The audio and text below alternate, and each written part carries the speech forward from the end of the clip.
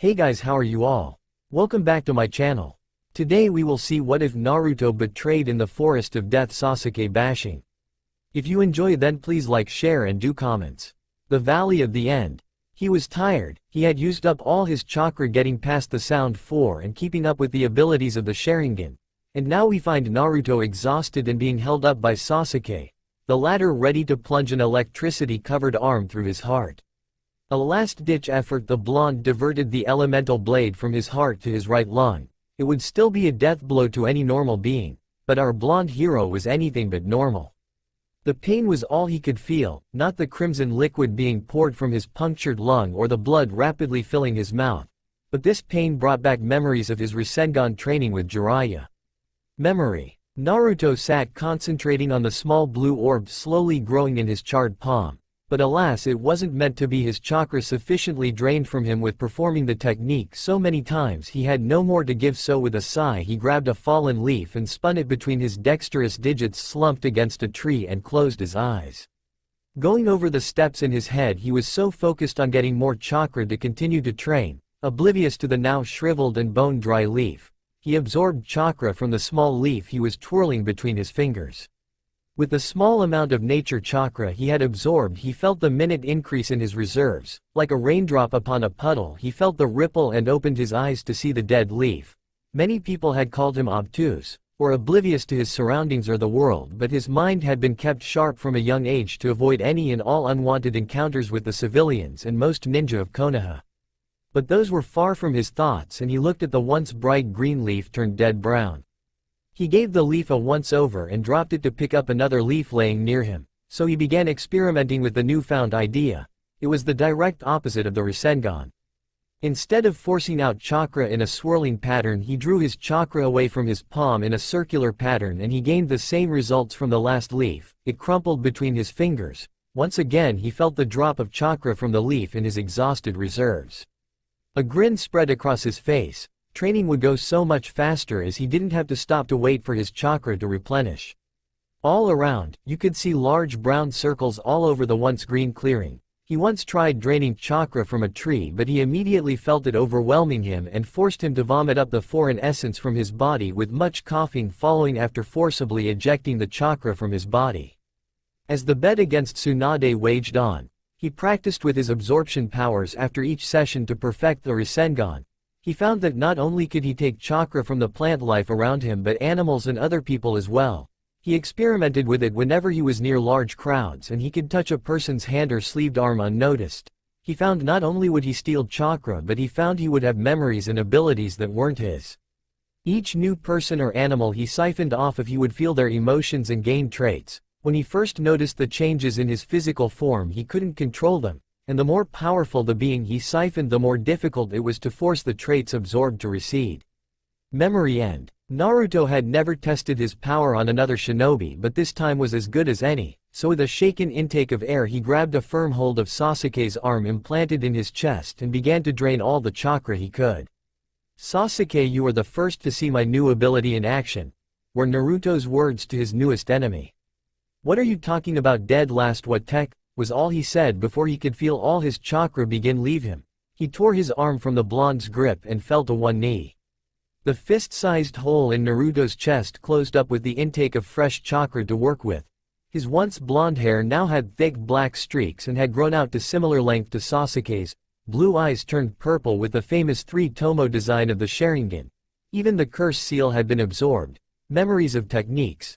The Uchiha massacre. From Sasuke's perspective, everything that was Sasuke was now firmly copied into Naruto's mind and body. The rush of chakra re-energized the blonde, black-haired teen. He grinned and kicked Sasuke into the cliff and rendered him into the blissful darkness. "Sasuke, you are coming back to Konoha to face judgment of desertion and treason." So Naruto tied Sasuke's limbs together and prepared to make the long trek back to his village.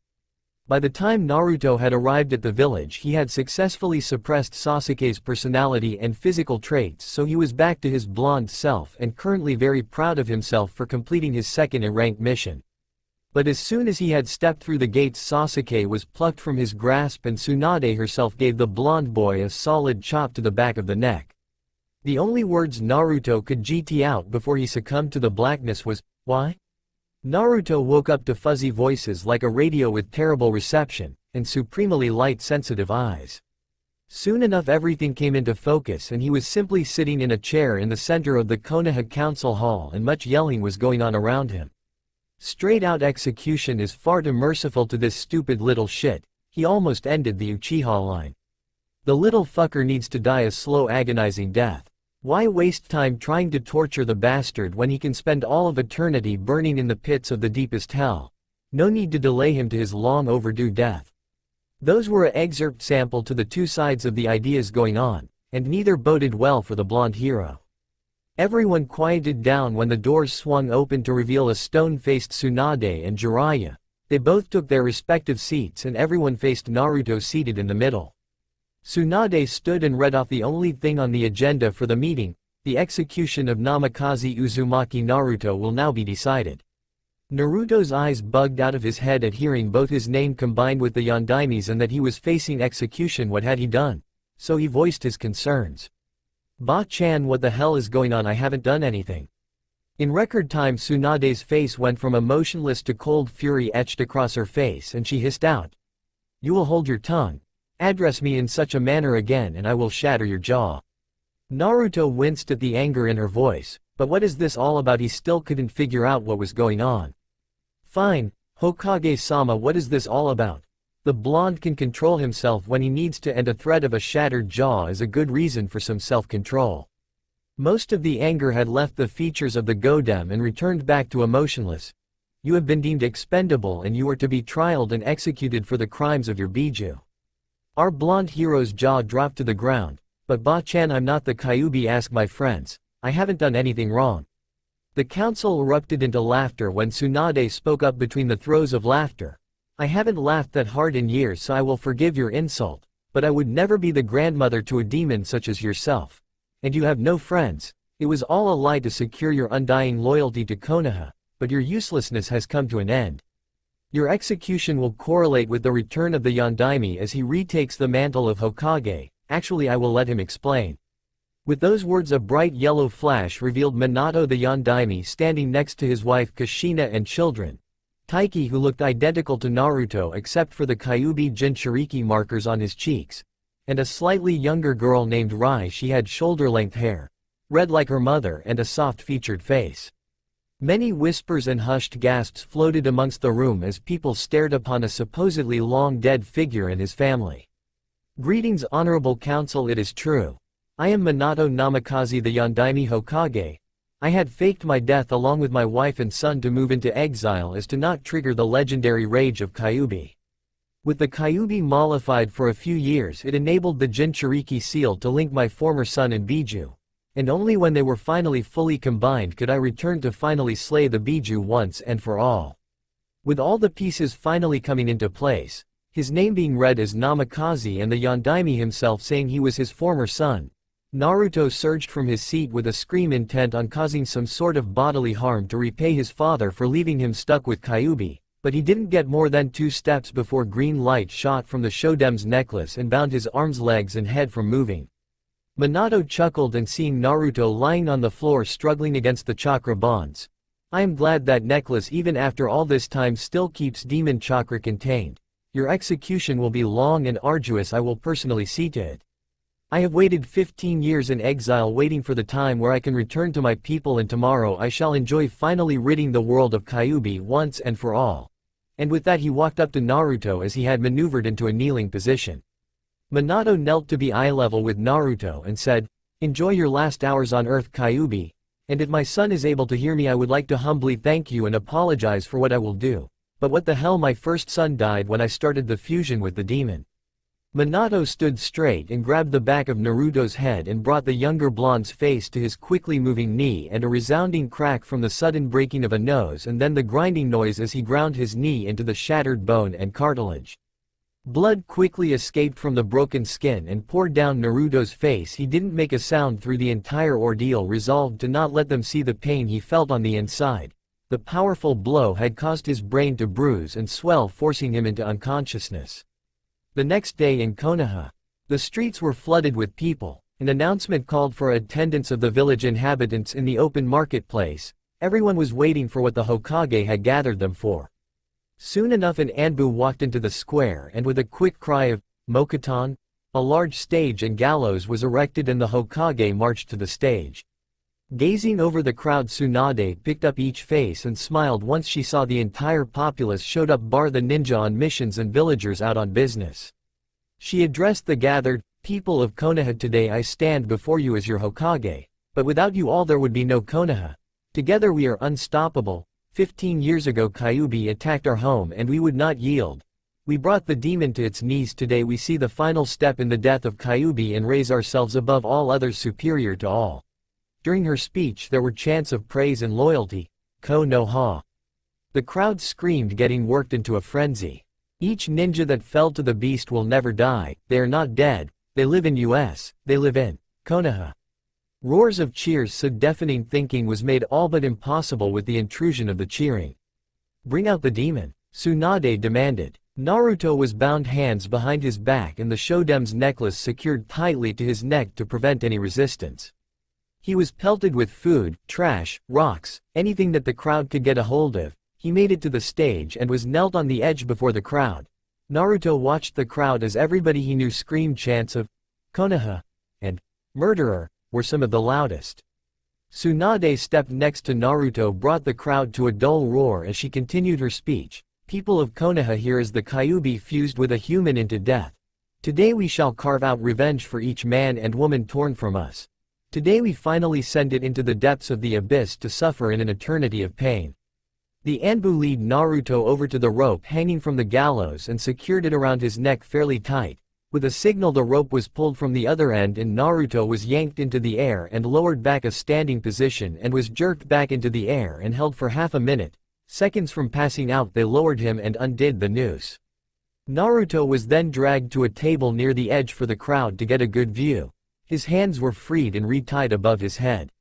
The lack of oxygen and disorientation proved to weaken him, so he put up little effort. Next a kunai was heated blazing red and agonizingly slowly cut through the skin of his abdomen, cauterizing each blood-carrying vessel to prevent bleeding out. During this process the amassed crowd was deathly silent, wanting to hear the pleas from the demon for it to beg for life, only to be denied. Alas, they would wait an eternity. Not a sound escaped the lips of Naruto except the sparse groan when the kunai hit a nerve cluster. After the cutting of his abdomen was complete, the executioners slowly removed each organ and loose flesh from the open body cavity. The same red-hot kunai was used to prolong his pain and stave of the loss of blood as each organ was cut out. Finally, once his stomach area was emptied, they sprinkled a mixture of salt and sulfur to draw out the screams they craved for. Again not a sound, only blood past his drenched red lips. Infuriated, Tsunade stepped forth to introduce the final player in this sick display of savagery. "I bring forth the long-thought dead, the defeater of Kyuubi himself, the Yondaime." And a bright yellow flash erupted next to her, and none other than the Yondaime stood with his arms to the sky, and the crowd immediately grew to cheers and praise to the once thought fallen Hokage. Minato stepped next to the bloody table and the masses quieted as he spoke. "The Kyuubi so long ago stomped upon our noble people and watched the life leave their eyes. And now I shall watch the life leave its eyes." With that the Anbu picked up the almost comatose Naruto and knelt him at the feet of the Namikaze. Minato brought one of his famous tri-pronged kunai from his hip pouch and set it to the throat of Naruto. A quick slash and a torrent of rich crimson liquid sprayed out of the wound. Naruto quickly toppled onto his back, gasping for air that couldn't pass the blood. With his last few moments of life, our bloodied blonde watched the glee in Minato's eyes grow as said man stomped on his chest, forcing even more of the life liquid to spray onto the stage. Soon the streams of blood slowed and lessened in strength before nothing came from the slice except drops, and with the stopping of the flow of blood so did the life of one Namikaze Uzumaki Naruto, vessel and tide spirit of the Kyuubi no Yoko. It was a day of celebration in Konoha. The Kyuubi is dead, Yondaime is back and better than ever. Life was good for the people. The corpse of Naruto was carried from the stage and burned unceremoniously, his name stricken from the records of every book and file in Konoha. No one would remember the name, Namikaze Uzumaki Naruto, or who he was. To the village he no longer existed. But that was far from the truth. Somewhere in between the realm of living and dead our blonde hero opens his eyes to a never-ending whiteness, time, mass, Space was meaningless. The only color seen besides himself is the red curled form of the once great Kyuubi no Kitsune. The demon used to stand a magnificent 300 feet is now barely larger than a basketball. The blood-colored fur ruffled as the demon stretched and groaned from its slumber. With a voice that was once deep and deafening was now a soft quiet mewl. It seems we are now tied together forever, human. Naruto's eyes bugged from his skull at hearing and seeing the once terror-inspiring demon now reduced to a small cute animal you would rather pick up and cuddle than harm. With an outstretched arm and accusing finger pointing he shouted, "Holy shit, what the fuck happened? Look around, human, we are dead. Well, technically we are being taken to Mikio." Naruto, having the intelligence of the many people he had practiced his absorption on, he quickly pieced together a question that reflected his confusion. Huh? With a sigh, the once nine-tailed demon reformed into a teenage girl of average height and athletic build wrapped in a knee-length deep blue kimono. Bright curly red hair swayed just below her shoulder blades and smoldering red eyes were tucked away just behind long black lashes. "Human, I am to be reborn back into the realm of demons, and by extension you are as well. Why am I being reborn into a demon's realm? I'm just human, shouldn't I be going to like heaven or hell? No, by your father's deeds we are tethered together in everything but body. Our power is shared, together through life and rebirth, never apart for eternity. That is the deal your daddy dearest evoked with the gods to defeat me in hopes that I would follow you into your afterlife. Fortunately he was wrong. Once a demon, always a demon. Instead you shall follow me." Again not getting the situation, Naruto. "So I'm a demon now, doesn't seem so bad. So we get to go back into the world, and I get a chance to return to Konoha and repay my father, a sweet deal to me, Kyuubi. You are not a demon yet, still only a human, and do not call me Kyuubi. I have lost that name once my power was distributed in death. I am just Kiyomi. Now my title of power is no more. I am the bottom of demons now. And we do not return to the human realm. We go to Mikio, and only the strong can open the portals between them." The system of demons was about as clear as mud to Naruto. "You're gonna have to explain demons from the beginning, Kiyomi-chan. Ignorant human, since your survival ensures mine as well, I shall indulge you." She knelt to the ground and sat on her heels and motioned for Naruto to do the same. With both comfortably seated she began her explanation. "We demons were first born of a mighty deity. It was infinite in power, knowledge and cruelty. This god only sought to destroy what other gods had created and nurtured. Many realms and worlds fell to the corrupt powers. Eventually all gods had gathered and shattered the powers and mind of the deity into infinite fragments and sealed it away in the realm now named Mikio. Over time the fragments grew from the pieces of the old god's mind and power to become sentient. They became demons. And all demons are drawn to fight and consume the blood of their brethren to become the deity once more. Many have overcome the urges to consume solely for the purpose of reforming the god. But the only way to gain more power is to drink of demon blood. I was one such demon who had failed to suppress the urge to reform. When I was at my strongest I had consumed the blood of thousands if not millions, and I sought out another who had such power as I did. That is what led me to your realm in search of the missing Jubi. I was not but a wild beast in search of food. That is where your world intersects with demons." Kiyomi stopped to clear her throat before she continued on, also giving Naruto a chance to ask any questions he had so far.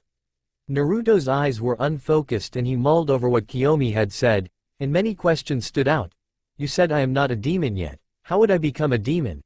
And how would there still be demons if everyone kept killing each other? How are you still alive? Do you still have the urges to consume the demon blood?" The demoness twirled her hair in thought and spoke, "In the order you asked I will answer. To become a demon I must steal the fragment of power within another demon for yourself. Which means I will drink the blood of another to give you a demon's body.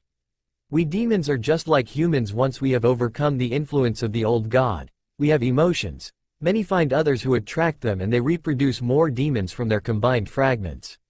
It is impossible for the shattered god to reform, as the other deities keep a close eye to the concentrations of fragments, and once a single demon reaches a billionth of the deity's full power they shatter that demon as well, and more demons are created from those fragments. How I am still alive is once your soul was released from your body. Instead of your realm's ruling deity we were handled by the strongest demon of Mikio, and to please those watching, I had two choices. The ruling demon would take my collected fragments and scatter them amongst all demons and we would simply cease to exist, or make a selfless choice of keeping your spirit alive along with mine. It also plays into your final question. Since we are now sharing my single shard, your knowledge and personality was able to suppress the urge and grant me lucidity. If not for you, we would cease to exist until the demon who gained our shard had reached the point where the watching deities shatter it and we reform. It could take infinite time before we would have been free. Even then we wouldn't know to be reborn. We would never exist again, simply nothing. I would have chosen my former state to try and hang on to every shard and fail. So for that I thank you. Kiyomi finished her answering with her head touching the white equivalent of the floor. The blonde's mind was officially blown, drinking blood. Demons having offspring. Kiyomi, whose power was already unfathomable, was not even a billionth of the deity's full power, himself being the reason for bringing her from insanity. It was all like some sick cosmic joke. Oh well, not much else could surprise Naruto now. That is a lot to take in, Kiyomi-chan, but I think I understand, please continue. With a quick nod, Kiyomi began. Where was I again? Ah yes, where our worlds connect. You see, Jubi was like me, wild, untamed, and most of all, powerful. From what I gathered in my searches through your world, there was a time when Jubi ran loose and released mighty attacks, and through its battles with humans, it seems some fragments of the old god had bled from him and infused with humans, providing what your race called chakra and bloodlines. When one human was born with a particularly powerful combination of shards, he used his knowledge and power to force the Jubi into a hibernation through what your kind called genjutsu. Demons cannot use any chakra-based jutsu, except for changing the energy into a raw element, but the control for the element is not possible. Demons are weak to genjutsu since we cannot channel our energies as you humans can. With the Jubi asleep, he forced the slumbering demon into the sky. For centuries since then, the body has stayed and been covered in dust and rock orbiting your world. It is now what you call the moon. As the centuries raged on and your race grew and expanded, the shards from Jubi have been split and diluted. Each person that dies and is buried is then reduced to dirt, which the plants grow from, and they themselves use the leftover power to create your nature chakra, as they have named it. Eventually your human chakra will dry up and bloodlines will cease to exist, since there is not enough of the god's power to provide them with those abilities. That is the history of demons and the beginning of chakra. Kiyomi finished her tale and stood to look upwards into the whiteness. It seems the tale ended just in time. We will be in Mikio soon. When we exit, we must find a demon to steal a shard from, so that you may have your own body. Until then you shall reside inside of me like I had in you before. Naruto felt a tingling sensation in his hands, only to look and see that his body was beginning to dematerialize and flow into the body of Kiyomi. He looked to his now eternal partner. I guess I'll see you when you find a shard. For the time we spoke, I am glad I met you. And with that he was completely fused inside of the demoness, and he missed the slight blush on her face from his touching words. No one has spoken such kind words to me. I am glad I met you as well, Namikaze Naruto.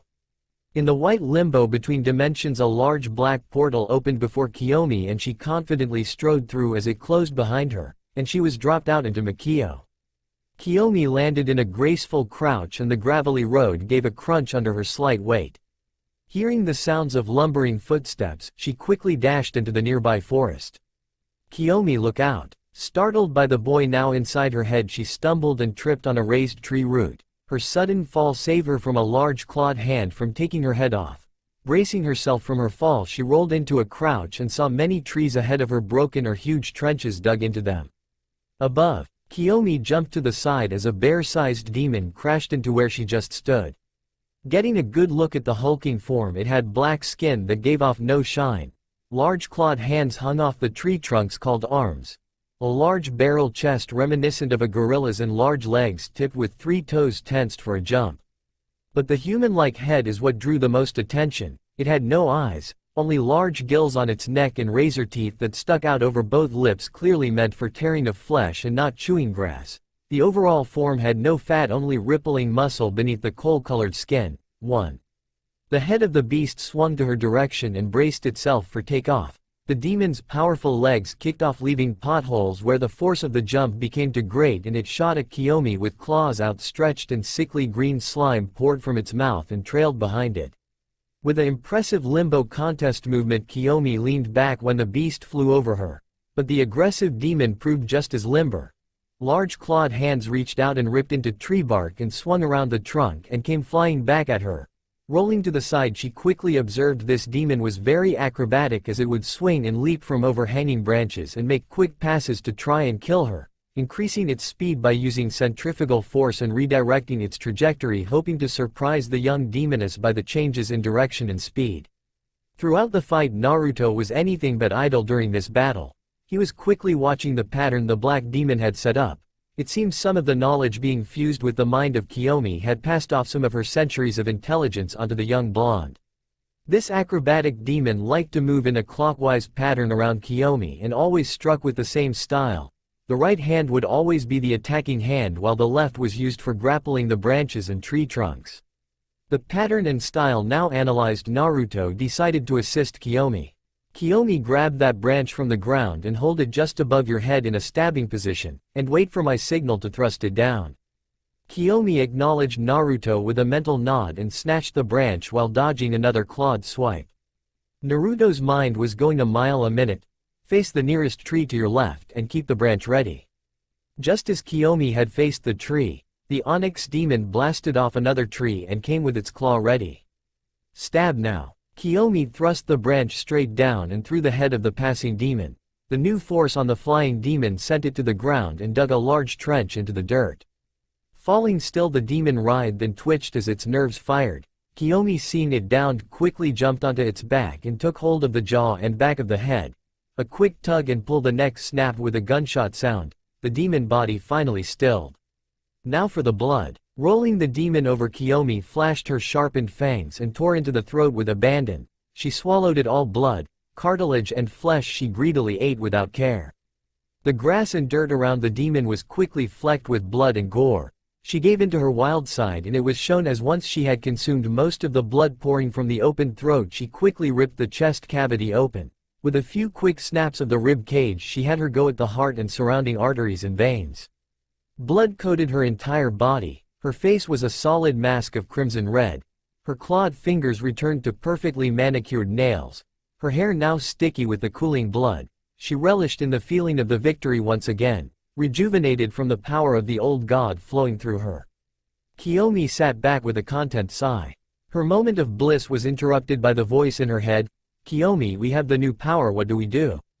Shaking off the high that she got from the power, the demoness answered. You must take hold of the new power inside of me and will it to form you a body on the outside. So Naruto, inside her mental mindscape, looked for this new power. Inside the mindscape, if I was power, where would I hide? Naruto queried as he walked through the endless grassy plains lit by the full moon that represented Kiyomi's mind. Walking for what seemed hours through the small rolling hills. Nothing but knee-high grass swaying gently with the breeze. Falling to his back, Naruto gazed at the beautiful moon constructed in the sky and the new twinkling stars surrounding it. Wait, stars? There weren't any stars before. With this new knowledge, the blonde reached his hand towards the sky and the stars moved and reacted to his beckoning. Half of the moving stars collected into his palm and the others rearranged themselves around the moon. The stars sunk into his palm and he felt the rush that accompanied them. Like a drug, he was hooked on that feeling.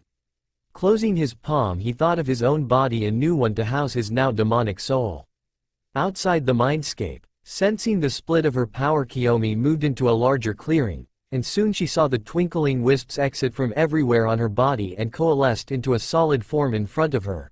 As the final floating wisps settled onto the humanoid form on the ground, it flashed bright like the sun, forcing her eyes to close. Opening them, she laid her sensitive eyes upon a magnificent godly form. Clad in only some loose brown pants, the new body of Naruto was amazing. Powerful ripped arms flowed into an equally ripped chest and abs. His once short, spiky blonde hair now reached his shoulder, with some of it in a ponytail off the back of his head almost on top. His face when he was human had baby fat, but his new form had only the sharp facial features only displayed on a man in peak physical condition. Wrapped around his arms and chest were intricate red-blue tattoos that came and curled into sharp points on his pectorals, too. Kiyomi watched with rapt attention as Naruto blinked his eyes, and where sky-blue iris once hid now only in twin pools of red with orbs of black inside that quickly contracted to form a sharp elliptic shapes in each eye. Lifting himself into an upright position, Naruto flexed and stretched his new muscles out, testing their flexibility and strength. Satisfied that everything was in order, he laid his eyes upon his blood-covered partner. Maybe it was his new demonic side speaking, but she looked pretty damn sexy layered all that crimson liquid. Shaking himself of his thoughts of how he would take Kiyomi, he looked over to the mangled form left of the coal-colored demon, feeling slightly unnerved by the carnage the innocent-looking blood-covered girl wrought upon it. Hey Kiyomi, don't you think those sensory gills on its neck would be useful, being able to sense everything around us? Naruto questioned as he thought back to the effectiveness in battle they had displayed. They could prove to be an advantage, but we do not gain their abilities from drinking their blood, only strength given from the god. Was Kiyomi's calculative response as she lost interest in the direction of the conversation and she tried to sense nearby water to rinse off the blood. However, Naruto continued to stare at the corpse. Then he looked at his hand, then back at the corpse and back to his hand. With a shrug he placed it upon a section of skin that wasn't drenched in blood. Concentrating on drawing in the residue demonic chakra, feeling the familiar sensation following the absorption, his mind was filled with the memories of the demon leaping from trees and drinking the blood of its slain foes. Naruto's mind assimilated everything, the muscle memory used in the acrobatic style of combat used by this feral demon. His body changed with the drawn-in powers, his once white skin grew darker. His nails lengthened and sharpened. The set of 3 gills on each side of the neck, even his muscles bulged a little to copy the creature. Finished with the absorption, Naruto released the corpse and sat on the blood-flecked grass. Naruto sitting in a meditative position was the sight. Kiyomi walked back from her bath to and saw the darkened form. She watched with interest as the minutes passed. His skin lightened and nail retracted into his body. And his muscles lost their doubled mass till they were back to normal. Only the set of gills on his neck remained. Opening his eyes, Naruto stood and tentatively flared his gills and felt the area around him. Like sonar vision, the world outside of his eyesight popped into his head like a blurred picture without color. Slightly disorientated from the sudden awareness of his surroundings, he held his head, trying to control the gills to only be used when he wants them to. Getting it under control, he looked at Kiyomi and put on a cocky smile. "They're pretty useful, Kiyomi, you sure you don't want them?" Kiyomi's mouth hung open. This man simply rewrote what she knew about the boundaries of demons. With an action that was out of character, she grabbed Naruto's arms and proceeded to shake him and demanded him to teach her this ability. The blonde laughed as he was shaken by the goddess among demons. Alright, I'll teach you." Kiyomi spent the rest of the day practicing the absorption technique on leaves so she could get a feel for it. And during their practice, Naruto found he could subtly nudge Kiyomi's mind to perform the ability correctly, so she got a feel for what was supposed to happen. At the end of the long first day in Mikio, they found a hollowed tree trunk to sleep under. They would need all the energy to continue to seek out more demons. One day Konoha shall burn at Naruto's feet. The sun rose high into the orange morning sky, casting long shadows into the forested area of Mikio. The sun rays finally reaching the hollowed tree. Naruto and Kiyomi were staying in. They wrestled Kiyomi from her best sleep yet. She opened her eyes with an angry scowl and found herself wrapped in the now muscular toned arms of Naruto.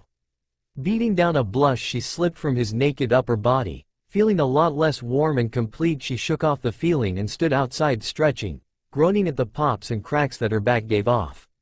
Kiyomi took a deep breath and reveled in the fresh air she had missed since she left for the human realm. Sitting herself down at the base of a tree, she began her training to control her dense demonic chakra enough to absorb things such as Naruto has done.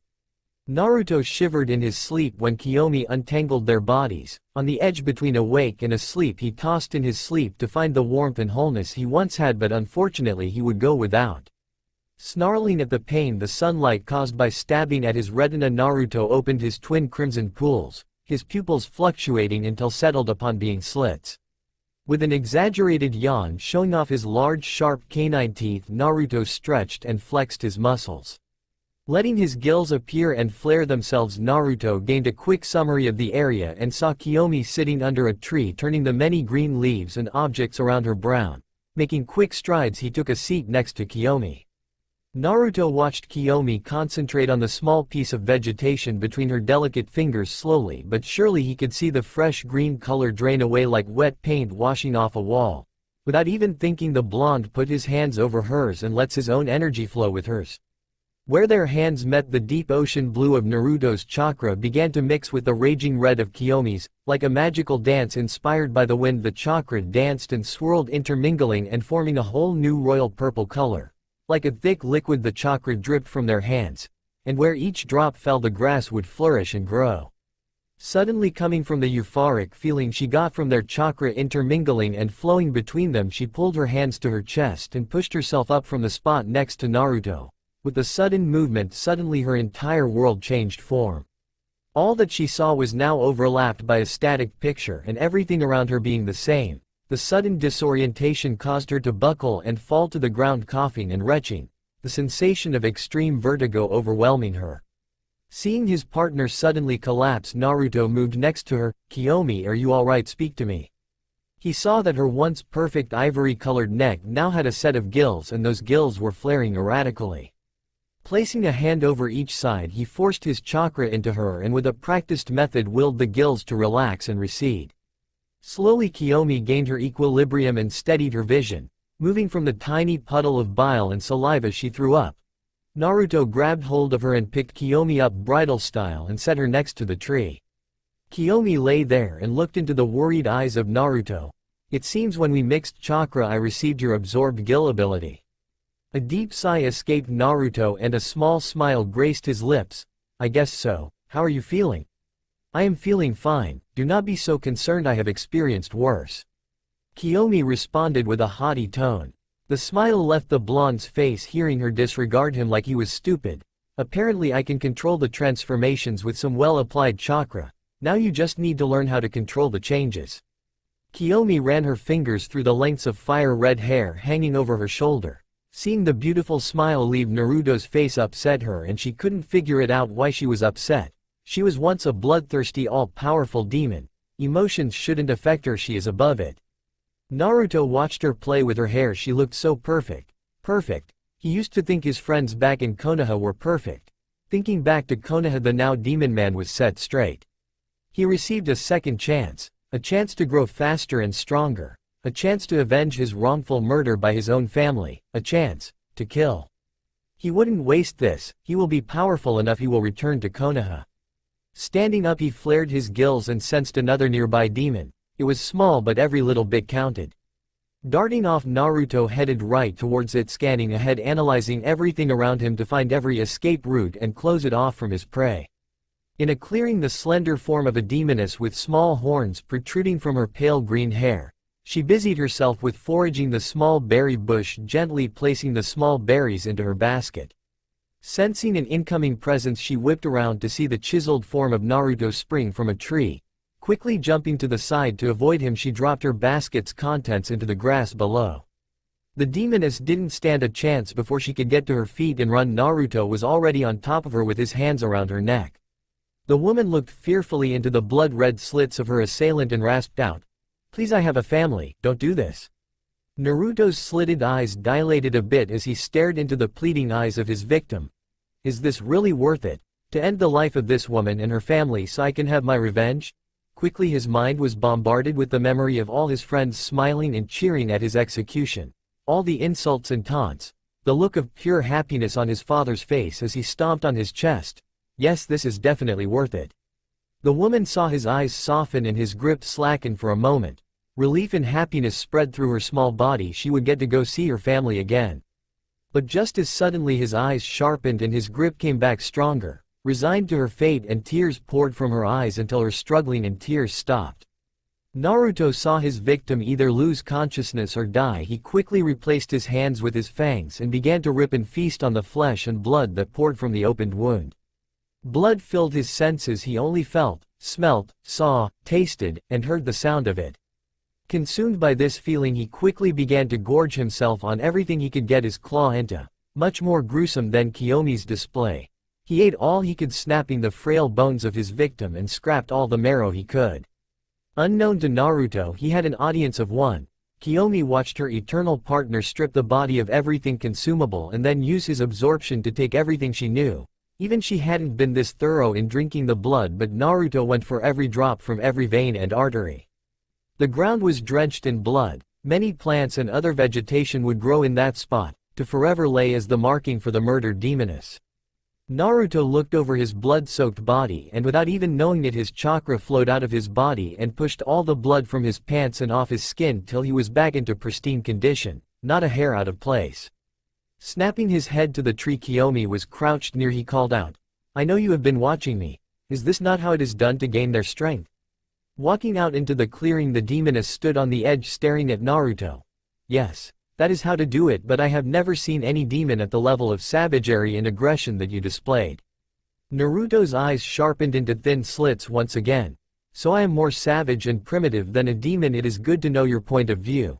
I thought you wanted to regain your lost power to attain what you once had. Am I not accomplishing both our goal this way?" the blonde shouted. Kiyomi was startled by his assumptions. They were spot on, but now that she had lucidity and control over her urge to kill, she wasn't as desperate as Naruto seemed to be to regain power. She was planning on wandering Makio and find other feral demons to slay. There was no need to attack the more peaceful of demons. Unfortunately, Naruto didn't seem to see a problem with killing any demon he came across. Seeing no response, Naruto turned to the direction his victim's home was. "If I am such a savage, then do not follow, because I plan to finish what I have started."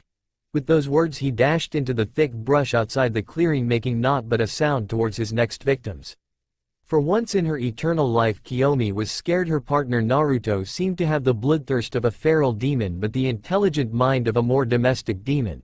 A truly terrifying combination indeed. Shortly after, her thoughts were invaded by the terrified screams. Cut short, they would haunt her for many nights to come.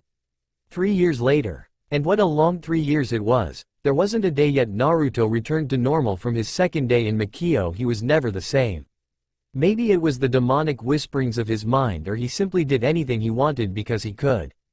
Kiyomi could still hear the screams of children and parents alike as Naruto tore apart and razed the first home. Flashback. Zipping through the trees with the grace and agility of a monkey, Naruto swung from tree to tree, pushing off branches, causing only the sound of rustling leaves from the powerful leg muscles shaking the trees.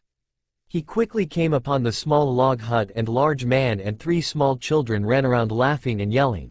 Seeing the built man with horns that came from the top of his head and swooped back towards its neck. Shaggy black hair covered the base of the horns, and piercing black eyes scanned the tree line, showing he sensed Naruto's approach. Quickly ushering the 3 small demons inside the hut, he called, "Show yourself. How did you find this place?" Swiftly dropping onto the grass, Naruto walked from the shade, some blood still wet in the corners of his mouth. He gave a cruel fanged smile and inhaled deeply, looking past the man and at the home. "Your family will help me in my path of revenge. Whether you resist or not, I will take from you everything," he said as he took slow, calculated step towards the horned man. "What are you talking about? Leave now, you have no business here," the raven-haired man said as he took a guarded stance. Naruto quickly saw the man shift and began to laugh. "You wish to know how I found this place, correct? Well, I suppose I can show you." Closing his slitted red eyes, his shape slowly changed. His hair turned pale green and his muscles slimmed out and his height shortened until he looked identical to the woman he tore apart and consumed just minutes ago. "Please, Asako, don't resist," Naruto called out the month's name he gleaned from his victim's memories. Nanami, what is going on?" Naruto slowly walked to the man still in the form of the now named Nanami and reached his arms out like he wanted a hug, and the man, clearly confused, accepted the hug. During the embrace, Naruto's form returned to normal and the demon man felt the change, looking down and seeing Nanami no longer there but the man from before. Asako didn't even know what had hit him before a clawed hand was through his stomach wall and clenched around his innards tightly. Ripping his hand from the surprised demon, Naruto quickly tackled him and began his gorging of blood and flesh once again, just as ravenous and messy. Asako let out a barely audible exhale of air as his life-giving liquid was pumped from his body by a frantic heartbeat. With pieces of flesh and blood scattered in every direction was the scene the 3 children saw as they peeked out from the crack in the door. The oldest of the 3 grabbed both their mouths shut before they could scream and dragged them away from the door, holding them as they tried to scream through the hands, hurrying to the exit furthest away from the gore. They barely stepped out and Naruto was already in front of them, grinning madly. The 3 children quickly dashed away from the crazed blonde murderer, screaming the whole way, and quickly each screaming child was brought down and killed with minimal blood loss, snapping of the neck or a punch with enough force to cause cerebral hemorrhaging. Naruto seemed to have learned from his previous 2 kills and sought to preserve all the power-giving liquid without giving it to the soil. After finishing his meal, he used demonic chakra to set the entire house and bodies ablaze. The raging red fire flickered and reflected off his blood-red iris, his white teeth shining against the flames. Naruto never forgot to absorb every bit of knowledge and physical trait afforded to him by his victims. You never know when someone will know a secret. End flashback. The red-haired demoness still shuddered to think about how Naruto came back from his hunt. She shouldn't be affected by the way Naruto acted. She was once the same, but it got to her more than she would be willing to admit. She was terrified of Naruto and at the same time terrified for him. One night Naruto returned to her with a wild lustful look in his twin blood pools. Flashback. Entering the makeshift hut, Naruto growled deep within his chest as he looked at the lithe form of Kiyomi kneeling next to a fire, turning the coals and stoking the small flame. Quickly grabbing her by the waist, he pulled her flush to his muscled body and let the vibrations from his growling entice her. Kiyomi's eyes widened as she could practically taste the raw lust wafting off Naruto. Pushing away from his body, Kiyomi freed herself and stood across from the lust-filled demon. Naruto, stop, leave and take a swim in the river. A sly smile played on his lips. You don't see how this is going to work, do you? Naruto stalked around Kiyomi. I'm not asking to do this. As the strongest, I am forcing you. Kiyomi made a break for the exit to let Naruto cool off. Unfortunately, with him being stronger, he was also faster. Cutting off her path to freedom, he grabbed her arm forcefully and threw her to the ground. Making short work of the deep blue kimono and matching bra and panties, he began to knead her breasts and said, "You will serve me whenever I ask." The tears flowed from her crimson eyes. Kiyomi was a virgin since never wanting it when she was feral. It seemed Naruto would take her here and now. She couldn't escape, so she begged, "Naruto, don't do this, please stop." Suddenly everything was quiet except the sobbing from Kiyomi. Opening her bloodshot eyes, she saw the unfocused and devoid of life Naruto. Inside Naruto's head thousands of memories played, spanning his entire 18 years of life both as human and demon. All the faces of those he once loved and the face of all those he had slaughtered in his quest for revenge, and it all stopped at one particular scene. A younger Naruto sitting in the chair listening as his entire world was torn down and burned around him. He screamed, "I haven't done anything." Coming back to the real world, Naruto's once slitted eyes dilated back into circular pupils. His eyes darted around, taking into full view what he was attempting to commit. Quickly rolling to his heels, he sprung up and towards the door. His eyes spoke everything his mouth didn't say: confusion, regret, and most of all fear. End flashback. Ever since that night, Kiyomi would only see Naruto in passing. He seemed to stay away from her. She never had another incident like that again. Each and every morning Kiyomi would feel different, slightly more powerful, and new things she didn't know before. Only after staying alert all night did she find out why. In the dark just before dawn, she would find Naruto looking haggard and disheveled enter the small hut she made, and he would sit next to her and his unfocused gaze would stare at her. After what seemed hours, he would gently grab her hand and begin pushing his chakra through her, regulating his power into her. All the knowledge he gained from his daily hunting, physical traits and beneficial anomalies, he would transfer. One of the major changes she found was she could manipulate many animals, insects, and even a fellow demon she came across. Coming along with the mental manipulation, she could now feel Naruto's surface emotions and the gist of his thoughts, most of them involving his revenge. But she would sense some deeper thoughts on becoming a god and having absolute power. Strange enough, she would try to wake up just before he came. She loved the feeling of warmth and wholeness she got from Naruto's ocean blue chakra flowing into her. Kiyomi never told Naruto that she knew of his nightly visits, fearing he would stop. Back with Naruto and Kiyomi. Finally, after 3 long years, Naruto's aggressive approach to gathering power had paid off. Today was the day the final requirements were met for a successful hold to be torn between realms. Kiyomi could feel Naruto's eagerness to cross over. His unrestrained power flowing off him in waves like a heartbeat. It only got stronger and faster when she began the ritual. To open a portal, the elements of each hole in space must be balanced, fire to fire, water to water, and so on. Opening a portal was actually very simple if a demon on each side could provide the elements, but to do it alone is why it required more power than most demons could gain. To manifest the elements needed in a different realm took more than Kiyomi had alone, but with Naruto next to her ready to give his chakra, it would go off without a hitch. Slowly but surely you could see the tear in space form. Beginning with just a distortion in the air like looking the water, it began to grow, and soon you could see a rainforest with a miasma of fog settling along the ground. It was a sight to behold from the human world. The air itself seemed to tear apart to show a window into Mikio. Naruto stepped through the tear in space with Kiyomi not far behind as the portal stitched itself back together. Naruto took a deep inhale of the thick humid air, quickly ascertaining where this climate would be. They were in the land of water. A large feral smile crossed Naruto's lips. "I am back, Konoha, your time is near an end," he shouted to the sky. Naruto stepped through the tear in space with Kiyomi not far behind as the portal stitched itself back together. Naruto took a deep inhale of the thick humid air, quickly ascertaining where this climate would be. They were in the land of water. A large feral smile crossed Naruto's lips. "I am back, Konoha, your time is near an end," he shouted to the sky. It seemed the elements themselves responded to his declaration as the wind picked up and dark rain clouds rolled in with lightning flashing through the sky. The concussive thunderclaps fell on the ground. Kiyomi shielded her eyes from the hard rainfall and whipping winds. From her limited vision and hearing she could see and hear Naruto's loud laughter in between the thunder. Soon enough Naruto got himself under control and called out, "Kiyomi, let's move. I wish to see all that has changed since I was last alive.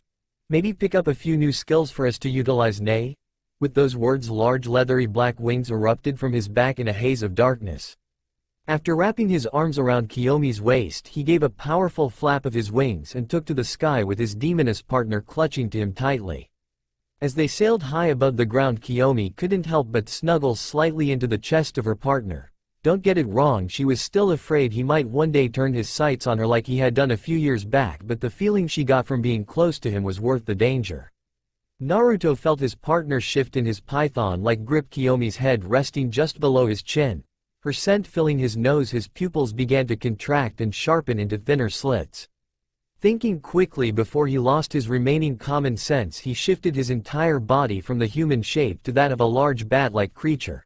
His feet elongated and claws formed on his long toes. His long blonde hair shortened and created a mane reaching down his back, and his fangs shifting into sharp points. With his transformation complete, he dropped his passenger from his strong arms and gently caught her with his powerful talons, careful to not scratch her perfect ivory skin. Flying swiftly into the night sky, Naruto's demon-powered hearing could pick up the sounds of fighting and clashing weapons. Taking a hard left turn he swooped down into a marsh. Watching the many ninja leap around and release jutsu all over, Naruto thought it was amusing to watch these ants fight amongst themselves. Seeing the chance to pick up the knowledge of recent happenings, he lifted Kiyomi from his talons and flipped her onto his back. "Geez, Naruto, learn to be a little more gentle with a lady," Kiyomi said as her equilibrium was thrown off by being flipped around. "I will when I find one." It seemed even after 3 years he was still a smartass. Hearing Naruto be sarcastic, it was rare and shown he still wasn't all changed. "There is still hope for you, Naruto," Kiyomi thought as she hugged him from her piggyback position. Spotting a downed ninja in the mist Anbu gear, Naruto angled downwards for a quick snatch up. It must have been a surprise to all who witnessed it. The Anbu stood holding his side until a large leathery form crashed into him. Quickly latching onto the ninja's shoulders, Naruto gave a few powerful flaps of his mighty wings and took off into the sky. While the ninja struggled in his tightening grip, Naruto took a firm hold of his head and began to absorb everything he knew, from his secret bondage fetish to the high-level rebel prisoner locked beneath the Mizukage Tower and everything in between, including the Biju sealed within the Mizukage himself. Naruto cut hard and aimed for the battleground. Seeing as he had gathered what he wanted, flew near the earth and plunged the ninja head first into the dirt, quickly shredding the skin and cartilage from the one side of his face, and many cracks were heard in succession as each vertebrae were smashed into each other, compacting the spine from being 18 inches to being 10. A large bloody trench was left in Naruto's wake. The gruesome scene startled each of the combating ninjas and the fight quickly turned into a retreat on both sides. Deciding to share his newfound knowledge, he let his deep ocean blue chakras seep from his body and into Kiyomi. From the ground it looked like a blue shooting star racing across the dark sky. Quickly assimilating the knowledge of all jutsu, chakra regulation exercises, and information, Kiyomi quickly supplied her thoughts on what she felt Naruto was already thinking. "The three-tailed turtle will be weakened inside of a Jinchuriki," Kiyomi said. "Excellent, then it will be our next stepping stone to Konoha," Naruto responded. Flapping his wings quicker to gain altitude, he coasted along the air currents towards his destination Kirigakure. Deep beneath the Mizukage Tower, Mai Terumi sat shackled to the chakra-sapping wall. Her once pristine-styled auburn hair now lay lifeless around her due to lack of bathing and combing. Mei's light green eyes seemed dull in the low-lit cell. Thinking of how she got here further depressed her. Flashback 2 months. This was it. The final siege on Kirigakure. It would determine the victor in this blood-stained rebellion. The forces of the Mizukage versus the rebel factions. Each sought dominance in the same territory, but only one could remain. Yagura, stop this, your forces dwindle and only Kirigakure remains for bastion of safety. Mei spoke. She wanted to spare everyone from this battle. I am sorry, Mai Terumi, but I will not lose this war. Once your rebellion has been quelled, Kiri will be ushered into a new era. Chigiri no Sato will become a power to be feared. So be it, Yagura. Today I will destroy your corrupt government and end our village's bloody ways. With those words, each opposing sides clashed. Water jutsu flew overhead, washing away many ninja. The dirt became mud from the water and blood soaking the ground. Screams of agony were abundant across the battlefield as limbs were removed by sharp weapons and dislocated or torn off from the high-pressured water being spewed. But the fight between titans was only just beginning. Separated from the rest of the common ninja stood one shinobi and one kunoichi. Their eyes spoke of determination and the will to achieve victory through any means. Standing 20 yards apart, their gazes bore into each other, waiting for the first attack. Then it happened like a clash of thunder. They clashed, holding their opponent's fist. Mei grabbed the forearm of Yagura and went for a shoulder toss. Yagura was unfazed. While upside down in the air, he began to make signs for jutsu. Sweden. Oshi Tama. The powerful stream of water tore up the ground, leaving deep gouges in the land. Jumping to the left, Mei avoided the water jutsu and began her own Yotan Ryuki Nami. Making a sweeping motion with her hands, the earth quickly became molten lava. As the lava moved, it gained speed and height, picking up more molten ground. The Mizukage watched on with an uninterested gaze as the wave of burning death raged towards him. Holding out his hands, the green chakra of Sanbi burst into life around him. As the lava touched his outstretched hands, he made the motion of opening curtains and the lava split and quickly fell on either side of him. Yagura walked towards the stunned Mei until he saw her face of fear turn into confidence. Quirking an eyebrow, he followed her gaze to his arm. Flipping it over, he saw the intricate design of a seal written on paper stuck to his pale skin. Eyes widening upon the realization of what that seal does, he went for the corner of it to rip it off, but with the ram sign from Mei, it dissolved into his skin. His body felt searing hot pain as his biju's power were forced back through his chakra gates and into his seal. Yagura's lapse in concentration was all Mei needed to take the upper hand. Dashing to him, she planted a firm punch to his solar plexus, forcing his breath out and his body off the ground. She followed her strike with a downward elbow to the back of his head. Yagura's mind was swimming in the pain his chakra coils burned from the seal's doing, and he was pretty sure his skull was cracked from either the powerful elbow to his head or the force of hitting the ground face first. Rolling to the side, he dodged the heel drop from his opponent, which dented then ground under the force. Holding his hairline fractured ribs, Yagura felt true fear for the first time in a long time. It seemed his biju that once was an asset was now a weakness against this opponent. Mei never gave him the chance to retaliate. She gave him a split kick to his jaw, sending him high into the air. With a powerful jump, she stopped his ascent with snap kick to his side, throwing him many yards away. Tumbling across the dirt, Yagura came to a stop facing the sky as the dark clouds of late night shower loomed overhead. Pushing himself into a kneeling position, he could feel each of his injuries throbbing painfully. His mask of indifference had long been cracked and the pain he felt was shown on his face. Mei stood 10 yards in front of the prone form of the Mizukage. Yagura, for the acts you have committed and guided, you will die on this battlefield. Pulling a kunai from her robes, she went for a quick slice of the jugular or carotid artery, but her hand was caught by her second-in-command Ao. With the kunai stopped, Ao thrust his index and middle finger into the pharynx of Mei, closing off the air supply and ability to talk. Mei's confusion turned to fear as she could feel her body quickly trying to get her much-needed air. Her chest heaved, trying to draw in breath. Her stomach muscles began to violently contract to help the diaphragm. All her body's efforts were in vain as his vision darkened and the cold grip of unconsciousness tightened its hold. She could hear Ao say, "Attacking the Mizukage is treason." Flashback end. So with herself captured and the rebel forces scattered and unorganized, it seemed Yagura defeated her years of effort through the person she thought she could trust most. Quietly sobbing at her failure, she failed to notice the tall blonde man and fire-haired woman seeming to walk through the walls. Crunch. Mei pulled her tear-stained hands from her face and saw a shirtless man ripping the chains from the solid chakra-reinforced concrete walls. Her shock was compounded on when he knelt down and tore the cuffs around her petite wrists like they were tissue paper. The tall blonde stared right into Mei's twin green pools. "Are you Mei Terumi, high-security prisoner number 0334? Mei's voice was soft and strained from 2 months of silence and poor hydration. "Yea, I'm Mei. Who are you?" Naruto stood up. "Who I am is unimportant," the yellow-haired man continued to stare into her eyes. "What is important is what you know of the Sanbi." Even after her solitary confinement, she still held the mental acuity to gain something. "What will I get from telling you what I know?" While she spoke, Naruto briefly pondered on why he didn't just drain her knowledge and leave without all this talking. His eyes sharpened at her ploy of extortion.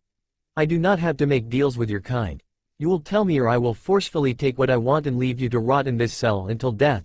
The blonde voice was almost a shout and held the sound of cold hard truth to back his claim. Mei's softened eyes flickered over to her apparent rescuer's companion with long red hair, woman clothed in a deep blue kimono, who seemed uneasy and shifted her weight from one leg to the other and twirled her hair between her fingers.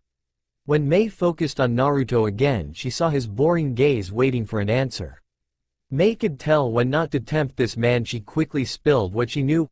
"Yagura is the Jinchuriki of the Sanbi. He uses its power almost exclusively to strike fear into his opponents and sow chaos among his enemies. I had studied his combat style and abilities extensively so that one day I could face him in battle and take the title of Mizukage from him." Mei continued on with more details of his preferred tai and ninjutsu. Naruto remembered everything he ever heard or saw. His intelligence and comprehensive powers were far past what most would see as genius. When Mei finished her lecture on Yagura's powers, he turned to his partner and they walked back through the wall like it wasn't even there. Mei saw them leave and felt disappointed. She thought that if he had left her alive, he should have taken her or killed her for fear of her telling Yagura of him. The Yotan princess sat against the wall. Escape was not an option. Her chakra was low from constantly being drained and the amount of ninja she would face. She would die before she saw daylight. Not a moment after her resignation to waiting for death, a petite pale hand reached from the wall behind her, took a hold of her shoulder and dragged her back through the solid rock. When the guards checked on her cell, they would find no trace of her, not a hair, scent or chakra trail. She simply vanished into the rock wall. Back in Konoha, over the last 3 years, Rei Namikaze was in poor shape. Her once vibrant red hair was listless and fell around her head. She had gotten a lot less than the recommenced hours of sleep over the past 3 years. Her dreams were haunted by the gutted form of her supposed non-existent elder brother. Her nightmares would always bring her back to the village market square where the demon's execution occurred. The world would be frozen, only herself and Kyuubi would be mobile. Her father would be frozen mid-stomp and her brother would stand with blood still dripping from his neck wound and just stare into her eyes like he was searching her very soul. No words were spoken, no matter how desperately she wished to speak and yell at him. Her dreams would feel like hours. They were silent and almost perfectly still, just Naruto focused on her.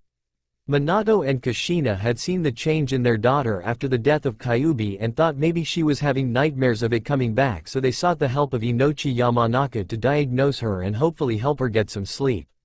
All the therapy and mind jutsu did nothing to discover her problem. She never told them her nightmares were of the execution day of Kyuubi. He was the forbidden topic for her parents.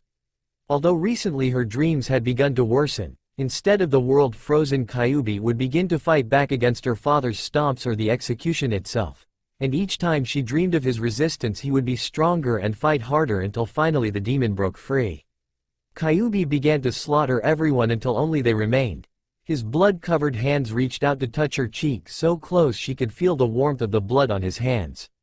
"Rei, wake up, you're going to be late for training. You know your father doesn't like to be kept waiting." Kushina yelled from the hallway, successfully ending her nightmare. Groaning in approval at the abrupt end to the worst dream she has had in 3 years, Rei dressed in her standard uniform she received from her mother. "One. All right, Mom," she shouted back. With her outfit properly fitted and tightened to prevent any malfunctions, she looked over herself in the mirror and briefly saw her deceased brother with the grim look of determination he had on the day of his execution. She had never seen him once in her life before that day in the council room. Minato talked incessantly about the Kyuubi biding time in Konoha and about how once the deity-powered Fuinjutsu fully melded her brother and the demon together forever, they could return to their rightful home and live happily. Shaking away the memories of her family's sacrifice, she left her modest room, down the stairs, and settled herself into a chair at the dining room table for breakfast.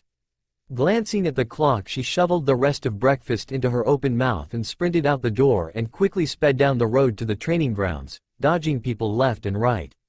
Today was the day her father would begin to teach her his famous Hiraishin, but first she must go over all she was taught, her Nen, Tai, Gen, and Fuinjutsu.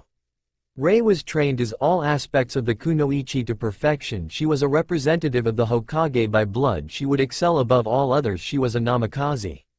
With Naruto, many miles from Kirigakure slowly rising from the ground, Kiyomi and Naruto stood tall while Mei collapsed to the ground, taking large gulps of air. What the gasp hell was that? Mei yelled as best she could. Kiyomi, looking at her fellow female, gave a soft laugh. That my little jailbird was Chuchi Ryoko. Earth travel. It is the greatest way to move around undetected. Naruto paid no attention to his companions, closed his eyes and took a couple deep breaths, his gills once again flaring into life. His world was painted around him, seeing everything around him from small insects to large mammals foraging around the humid forest. Sensing no one within his large awareness, his gills sealed up and once again were soft pale skin. Tuning his gaze to the two beauties before him, Naruto felt the primal urges rising to take them both like he had tried to Kiyomi years back. Pushing those instincts from his mind, he could still see the fear etched into the crimson eyes of Kiyomi. A deep sense of regret filled his emotions before he thought back to his execution, his murder by his own father. If only the rage he felt could kill, then he would walk right to Konoha. But Naruto must bide his time and take away everything from Konoha before dealing the final deadly blow. With the strong emotions Kiyomi could read from Naruto, she felt his lust, the regret, but they both dimmed to make way for the deep hatred that bubbled up to the surface. Such a powerful emotion quickly crippled Kiyomi's sensory ability. Her mind began shutting down every other sense to compensate for the overload. Losing her equilibrium to the experience, she stumbled and latched onto the nearest object to stabilize her, which happened to be the sturdy arms of Naruto. Catching her quickly once he felt the sudden weight, holding her gently once more, his eyes hardened and his more animalistic features began to form. Again catching himself before he did something unwanted, he set the demoness on her feet and covered his nose in an attempt to stop the lust-inducing aroma wafting off his partner. Watching the scene with a critical eye, Mei saw how her savior seemed to react to the other female. Seeing this as a good time to interject, "So what are your names?" Kiyomi, partially distracted by the feelings and clips of thought she picked up from Naruto, answered, "I am Kiyomi. And the muscled man is Naruto Uzu," was all she got out before the aforementioned man interrupted. "It is just Naruto." Watching the setting sun, it calmed the burning embers Naruto felt simmering inside of him. "Come, let's find a place to stay the night. We will make plans to kill Yagura tomorrow."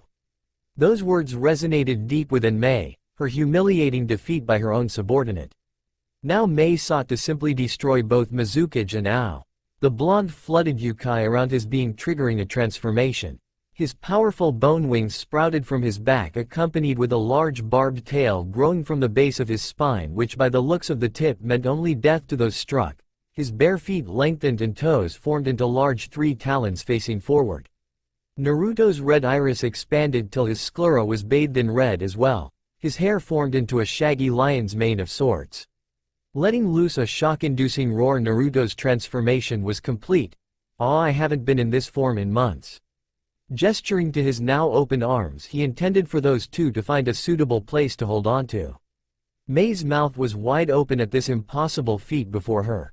Kiyomi was unfazed by the chimera form he took. She quickly wrapped Naruto's left arm around her and called to the still stunned Mei, "You should grab on or we're leaving you behind." That seemed to shake her from her stupor, and Mei latched onto his right side. Leaning forward, Naruto flexed his wings upwards till just the tips touched, and then with a powerful downbeat of his wings they lifted up into the air, quickly ascending past the tree line and further into the orange-dyed sky. Mei screaming the whole way. "We'll stop it, you won't fall," came the transformed Mont's voice. Closing her light green eyes, Mei took a couple steadying breaths, and when she reopened her emerald pools it was like being in heaven. The soft white clouds gave off a tangerine color from the setting sun, and the cool upper atmospheric air rushed past her face and uncovered legs. The thick rolling clouds once seemed far above a ninja's touch were now only a hair's breadth away. Reaching out her delicate hands into a passing nimbus, the condensation collected on her palms.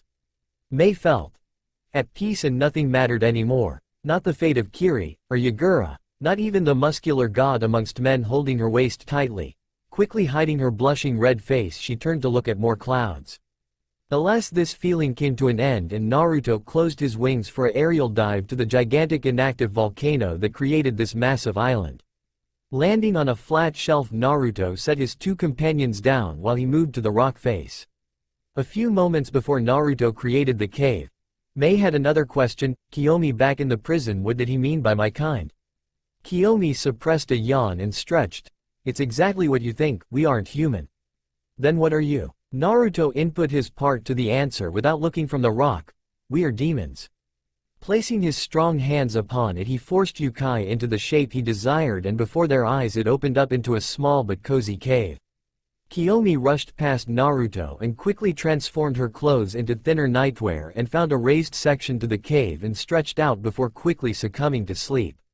Mei moved at a much more sedated pace. She noticed Naruto never entered the cave and instead slept outside. Shrugging to herself, she was too interested at the moment.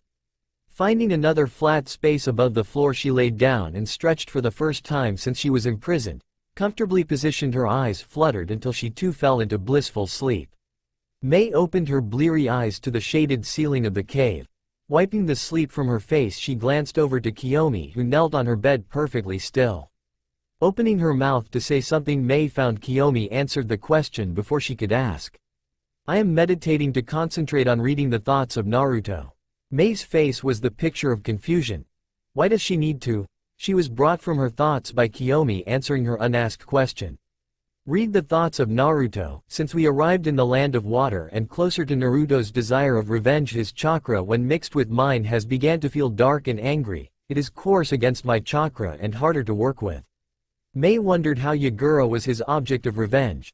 What does Naruto have against Yagura, and how are you reading my thoughts? Letting out a soft angelic laugh, Kiyomi humored the mortal. "Oh, Yagura is but a stepping stone to Naruto in his quest for vengeance. As for my ability, I acquired it along our travels and it does suit our needs." "What is his ultimate goal if the Sanbi plays a role? Obviously killing someone, correct?"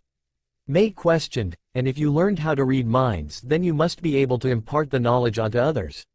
Kiyomi merely wagged an index finger as if to scold a young child.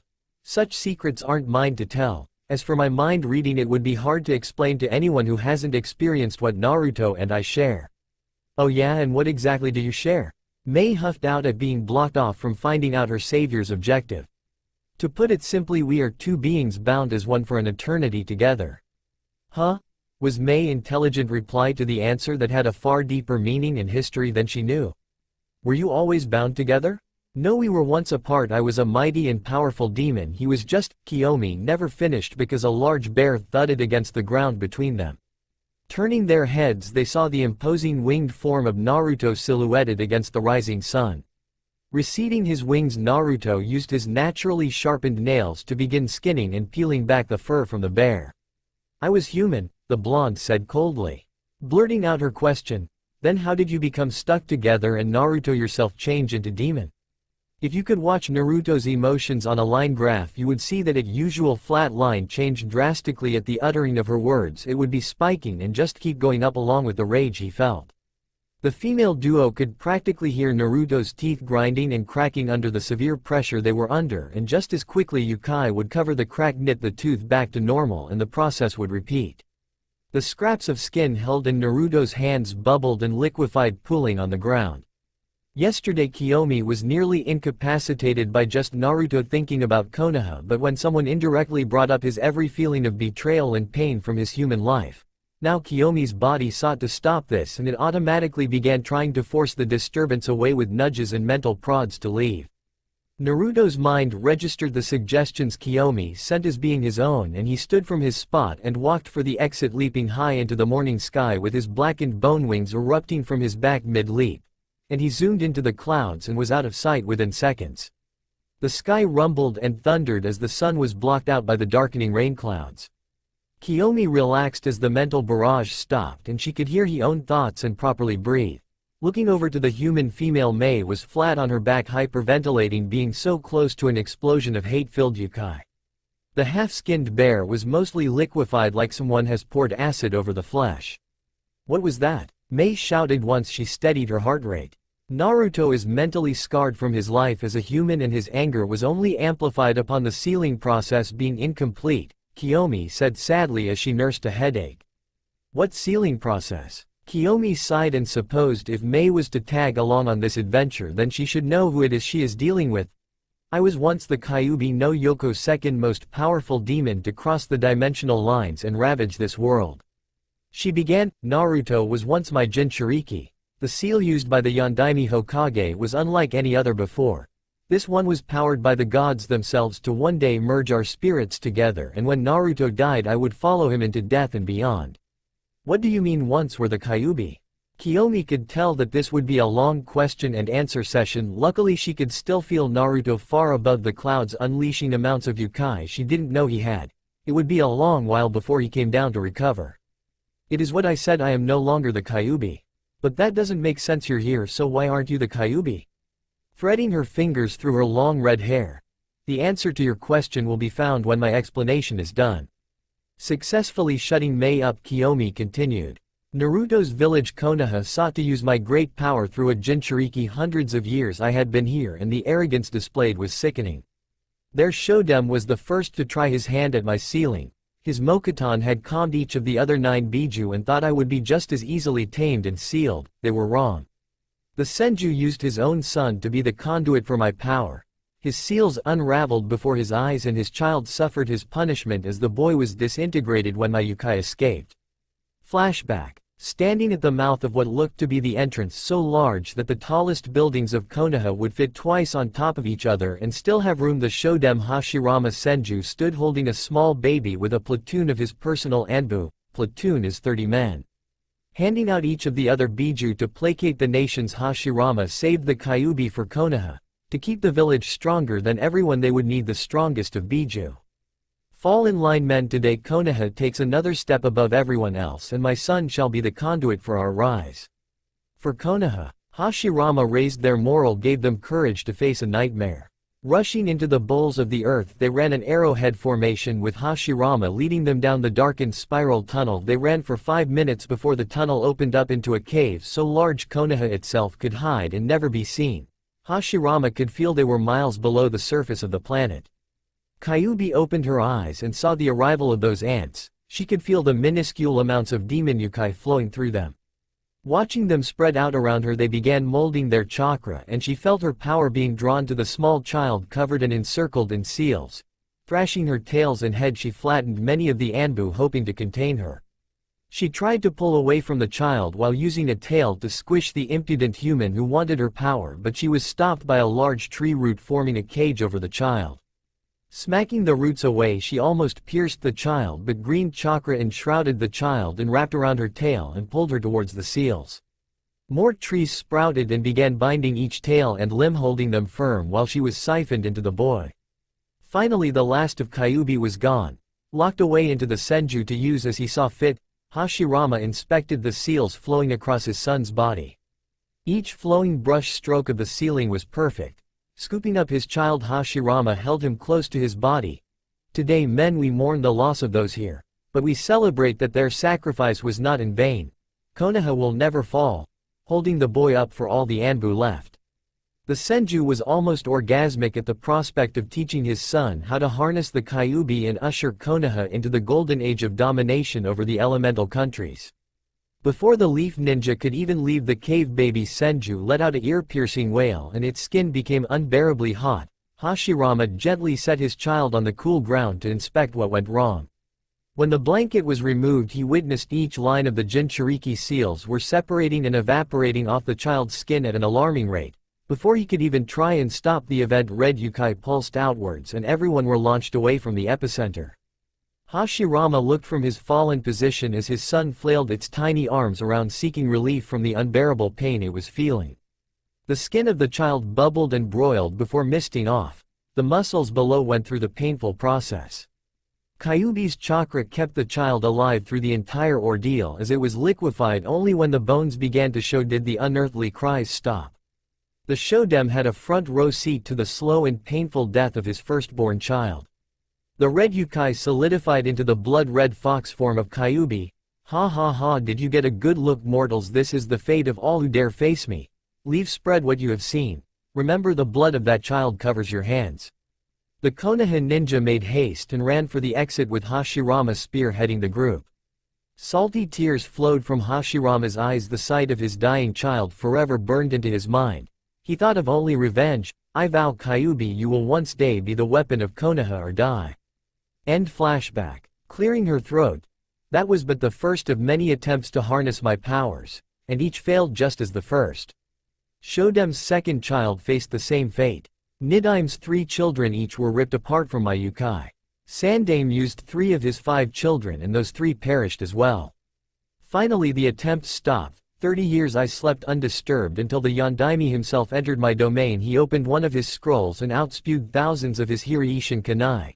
Using his Fuinjutsu he teleported around me, slicing at my quickly reforming body. Successfully earning my anger, he retreated to the entrance of my home. The Namikaze taunted me, a daring game against my power. I chased him out of my chambers. He must have stashed his kunai along the way, for every time I would near attack the Yondaime would flash a few hundred away. Finally we reached Konoha and he stood in his sealing circle with Naruto wrapped at his feet. I watched the Hokage flash through many seals before he slammed his hands onto Naruto. Nothing happened, so I launched a Biju ball of Yukai into the village, leaving large craters and many sectors of Konoha in ruin.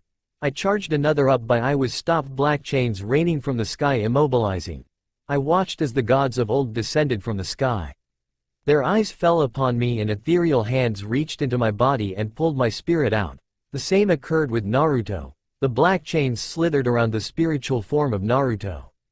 Taking a deep breath from her long story, Kiyomi's eyes were beginning to tear up from what she knew the next part of the tale was. Once those chains had stopped, my soul and body were dragged into the small form of Naruto. From then on I only remember blackness, except when he had entered life or death situations, which were far too many for a child of his age. I caught fragments of his pain and emotions when sealed within him, until his death when he was 15. Mei knew beforehand Naruto had died, but at 15 he should have barely been a genin. What happened? How did he die? Choking back a sob, she could see the execution through Naruto's eyes. He was executed by the Yondaime, his own father. Kiyomi went on to describe the method of execution the Namikaze employed on his own son. The contract struck with the gods by the Yondaime was that when Naruto died of natural causes I would die with him. Fortunately Namikaze broke the deal halfway through, so Naruto followed me to where demons go when they have died, to be rebirthed or destroyed.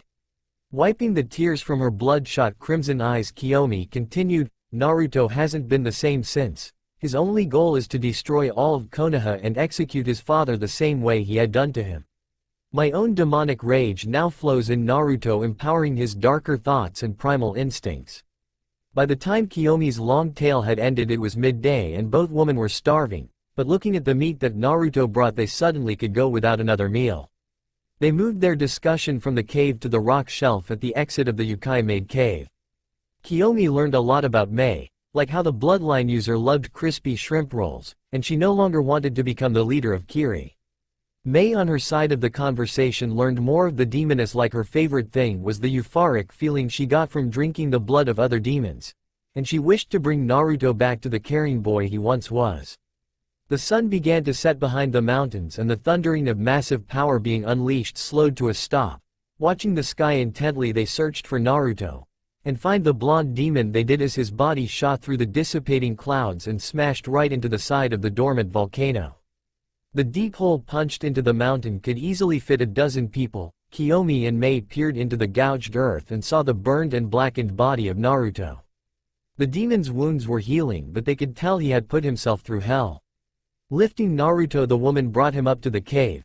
Gently placing him on the cold rock floor, Kiyomi began to flow her yukai through her partner. The deep purple yukai flitted off their bodies as the soothing effect the combined energies made. Assuring that he felt no long-lasting effects of his injuries, Kiyomi placed his head into her lap and ran her soft fingers through his hair. Mei watched Kiyomi's action that a mother or possibly lover would only do. Feeling the pang of loneliness, Mei continued to watch. In Naruto's unconscious state, his mind running through his memories, screaming at the nightmare of faces and events swirled around him like an uncontrollable whirlpool, and he was being dragged to the bottom of it. When his screaming stopped, his eyes glazed over, content to give up and just die to escape his agony. Then he felt something. It started with just the soft caress that flitted across his unblemished skin. Then the feeling spread and deepened, it flowed through him and soothed all his fears and pain. The whirlpool of memories stopped and he just floated in the darkness, enjoying the weightlessness this unknown feeling gave him. Finally, after a plethora of restless nights filled with nightmares, he simply cried tears of joy at finally being free from them, even for only one night. Naruto's joy affected his reality as well. His chakra lightened, became soft once again. The oppressing thought Kiyomi always felt from him quieted till she could feel none. And largest of all, a few innocent tears flowed down from his eyes for the first time in many years. Kiyomi couldn't help but smile at this. Naruto returned to normal, if for only a little while. Leaning down, she placed a chaste kiss upon his forehead. This was the Naruto she remembered. The demon couple awakened from their slumber to the embrace of each other. Naruto unfurled his wings and briefly outstretched them before bursting into dark mist and disappearing into his back. Kiyomi gave an exaggerated yawn and wiped her sleepy eyes, briefly craning her head. She stole a quick kiss from her immortal partner. "Good morning, Kiyomi." "Morning, stud," she responded with a wink. Naruto merely gave a satisfied smirk and pulled Kiyomi upright alongside him. Feeling the cool morning air, he saw their state of undress. Grabbing his crumpled pants, he felt the dried sweat from their late-night exercise. With the application of yukai, he cleansed his body. Kiyomi pulled her clothes on and tightened the bow around her waist. The same burst of energy, she too cleansed all unwanted filth and grime. Now back in presentable fashion, they gazed searchingly around the cave for Mei. No trace left inside, but the duo picked up her scent outside and saw her still in the torn clothes they found her in. Kiyomi walked to the sleeping woman and gently shook her shoulder until she stirred from her sleep. "Wakey wakey Mei, we have much to plan." Mei opened her dilated eyes and quickly closed them at the morning sunshine lighting the blue sky. Getting to her feet, Mei stretched widely, and immediately her torn dress protested against the wide movement with a loud rrrrrrrrip. A large tear started in the center of her breasts and went midway down her torso, leaving little to shield her chest from view. The Yotan woman crossed her arms to protect her modesty after almost giving the demonic god and goddess a free show of the girls. Naruto kept a straight face through it all. The temptation of boobs did little to stir him. It seemed all he needed to quell the burning urges was to simply sat them.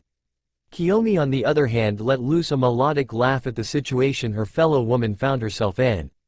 "Come Mei, I will make temporary clothes for you." Kiyomi grabbed the wrist of the stunned woman and dragged her into the cave. Now out of sight, Kiyomi finished the rip and the dress fell to the ground. Unfazed by the scantily clad form before her, Kiyomi circled and sized Mei's body up. After the second time around, Kiyomi smiled and held her hands out, palms upwards, and a dress identical to Mei's old one materialized in her hands. "How did you do that?"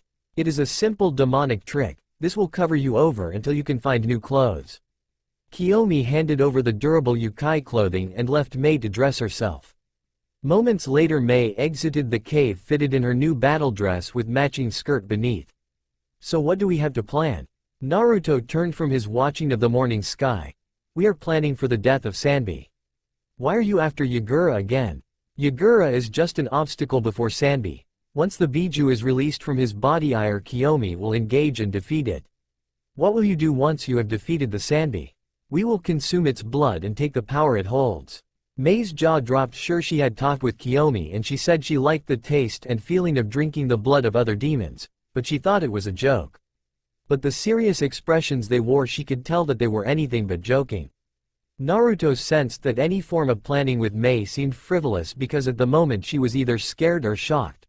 Sighing deeply, he sprouted his large black bone wings, scooping both women into his strong arms. He lifted off the cliffside and drifted on the warm air currents. With the memories of the Kiri Anbu he killed, the hidden village was tucked into a sloped mountain shrouded in the abundant hanging mist. They drifted in the atmosphere for half an hour, overseeing the vast lush forests of Mizu no Kuni. The clouds of water were close to the ground now. With the temperatures nearing the ocean, the heavy fog flitted along the ground without lifting. Visibility became null even when beyond human boundaries. Naruto closed his eyes and let the gills paint the world around him. Slowly gliding along the ground, Naruto only flapped his wings to stay airborne and swerving to dodge the stationary trees. Suddenly, like the gods themselves parted the curtain, Kirigakure was presented in all its glory. The buildings were pristine, streets polished. The people were bustling around the city without a care in the world. Naruto was disgusted. This was what he remembered Konoha as. Letting his lips curl into a snarl, Naruto touched down just outside the large guarded walls. Setting his passengers down onto their own feet, Naruto let his more demonic features manifest across his body. Red tattoos glowed ominously, his manicured nails thickened and curled, the leathery wings toughened and became heavy, unusable for flight but for great defense. The top knot in his hair vanished and the long blonde hair draped around his head. And finally all of Naruto's muscles coiled with strength as he let some of the more muscular physical traits he had absorbed be shown. Raw. With his battle cry, Naruto surged forward, fists first, and began pounding on the wall. Each punch left a large indentation or crack in the solid stone before a few more punches forced a hole which he enlarged to fit his bulky body. The battle within Chigirigakure no Sato was underway. Naruto's unprompted entrance set off alarms and alerted every ninja within the city to his location. Even with his limited amount of power, he more than enough to take the city by storm. Ah ha ha ha, come and get me, mortals. Naruto simply furled his wings as the kunai sailing through the air harmlessly bounced off the thickened skin. His laughter echoed off buildings when more and more weapons were hurled at him. Finally he had enough of this farce. He swung his wings and buffeted the flying weapons away. Dashing to the nearest ninja, he grabbed a hold of the mont's leg and used him like a mace. Naruto swung the ninja and bashed his limp body into another. The sound-breaking bones and screams were abundant. Absorbing the knowledge from his lifeless weapon, the blonde demon cast the corpse aside and began toppling buildings. His wings dug into the brick or concrete walls, leaving large trenches and cutting the supports. Like dominoes, houses and towers would lean and push. Moreover, rubble was scattered around. In the first few minutes of Naruto's rampage, he had already a tenth of the entire city reduced to scrap. And while he provided the demolition, Kiyomi was busy swiftly zipping through the throngs of people, feeling out their minds and urging the weak to simply kill themselves or she vanish and appear near them while their throats erupted into a spray of blood and gore. Come on out, Sanbi, face your death. Naruto roared over the terrified screams around him. I do not know of your motives for defiling my village, but you will not live to regret this decision. Yagura jumped from the roof of a standing tower and landed into a low crouch with the rich green chakra of Sanbi burst from his skin and cloaked him from harm and strengthened his body. He the turtle has come out to play. I will enjoy ripping the biju from your corpse and using the power to decimate the remains of your pitiful village. And it began. Naruto dashed forward, his wings folded to reduce resistance and provide greater aerodynamics, smashing his hulking body into the green-wreathed form of Yagura. The power behind the body slam sent the surprised Mizukage tumbling ass overhead, blowing through standing walls and rubble. Finally coming to a stop, Yagura took large gasps for air. The strength this abomination possessed was far above anything he had experienced in his entire career of being a ninja. Naruto's body parted the hanging dust with a whoosh and Yagura rolled away, narrowly dodging the crater-forming attack. The Mizukage watched as Naruto launched out of the crater and landed just on the edge of the dent upon the earth. You are not human or beast. Your intelligence suggests human, but your body is that of an amalgamation of animals. Ah, you're right, I am not of this world, I am something more. I am a demon. Naruto vanished from his position and appeared with his large fist embedded within the ground where Yagura was standing a moment ago. Yagura appeared next to Naruto with his fist cocked back, letting loose the most powerful punch he could muster with Sanbi's power. Sadly, it merely deflected off the bulky wings that defended against everything else. With the punch moved away, it left a half of Yagura's body open to attack. Boom! The sonic boom was created from Naruto's punch. Once again Yagura rolled and flipped across the ground at the power behind the punch. The Biju cloak protected much, but he could still feel the fractured ribs repairing themselves. Standing once more, Yagura flipped through a fast pace of hand signs. Sweden. Oshi-tama. The large stream of water blasted through the air. Naruto watched as the water raced towards him. Taking hold of one of the outside structure bones from his wing, he wrapped it around himself like a shield, with his arm acting as more support against the pressurized water. Finally it hit like a train. The water pushed him along the ground, his clawed feet digging into the dirt for traction. Finding a solid foothold, Naruto grabbed his second wing and held it next to his current protection, and he pulled them both into the stream and angled them to cut the water. It felt like the water had slowed to the pressure of a garden hose, but in reality his angled wings cut the water like a knife, rushing through the stream. He could feel the terror within Yagura as he raced against his most powerful attack. The water pressure was now unsteady, the fear working against the chakra control. Reaching the terrified Mizukage, he knocked the hand seal aside and the jutsu stopped. Before Yagura could evade, a large clawed hand wrapped around the scrawny neck of the Jinchuriki and lifted him clear off the ground. All out of tricks, Yagura. I have a special friend just waiting to meet you. Mei landed next to the combatants and glared at her enemy. So you brought the escaped woman. She was no match for me months ago. What changes now? Yagura gasped out around the throat, closing grip on his neck. Oh, you think Mei is here for you? No, she cares nothing for Kiri, so she has no quarrel with you, but that man. He gestured over to the arrived Ao. No, my special friend is the Sanbi himself. Naruto reared back his hand and plunged his clawed fingers through the stomach of Yagura. It was immediate as the green chakra misted out of the wound and floated along the ground before building itself back into the giant turtle of legends. Raw! Sanbi roared, its freedom complete. Turning its open eye onto the bleeding form of Yagura, it quickly stomped a large foot on the man. Yagura, the Yondaime Mizukage of Kirigakure, was dead, by his own Biju finishing the deed. The Biju sniffed the air and it began searching the ground for the source of the power it sensed. A young demon has freed me, no time for talk, your power shall be mine. With that, the Sanbi drove it head to the location of Naruto, intent on simply eating him and being on its merry way. Dodging the gaping maw, Sanbi, you and the other 8 bring such shame to us demons. You are nothing more than animals searching for your next prey. The Sanbi roared and let loose multiple water torrents from its mouth. Naruto dodged all of the well-aimed shots except the final one. Like slow motion he watched it closed in on him. Has all of this time been wasted up to this moment? My revenge never complete. My feelings for Kiyomi unexplored. No, I must survive, I will live. I just have to move. And like that, Naruto vanished from his spot in a swirl of water, appearing yards away. He stood wide-eyed at what he had just done. The Shunshin, it was a jutsu, demons couldn't do jutsu. Well, maybe if he could do one, maybe he could do another. Rolling through the hand signs for a Suiden he had absorbed from one of the ninja Suiden. Suiryuden no Jutsu. The large watery dragon formed from the water flowing out of destroyed plumbing. It quickly raced around Sanbi, pelting it with dense shots of water. Finally the large dragon just flew headlong into the side of the beast, toppling the great turtle and forcing it to fall onto its belly. Leaping onto the shell of the demon, Naruto began unleashing stone-shattering blows, and the shell dented and cracked beneath the hits. It happened, his fist penetrated the thick shell. He grabbed hold of the edge of the hole and began ripping off more pieces, making a larger and larger gap in the impressive defense.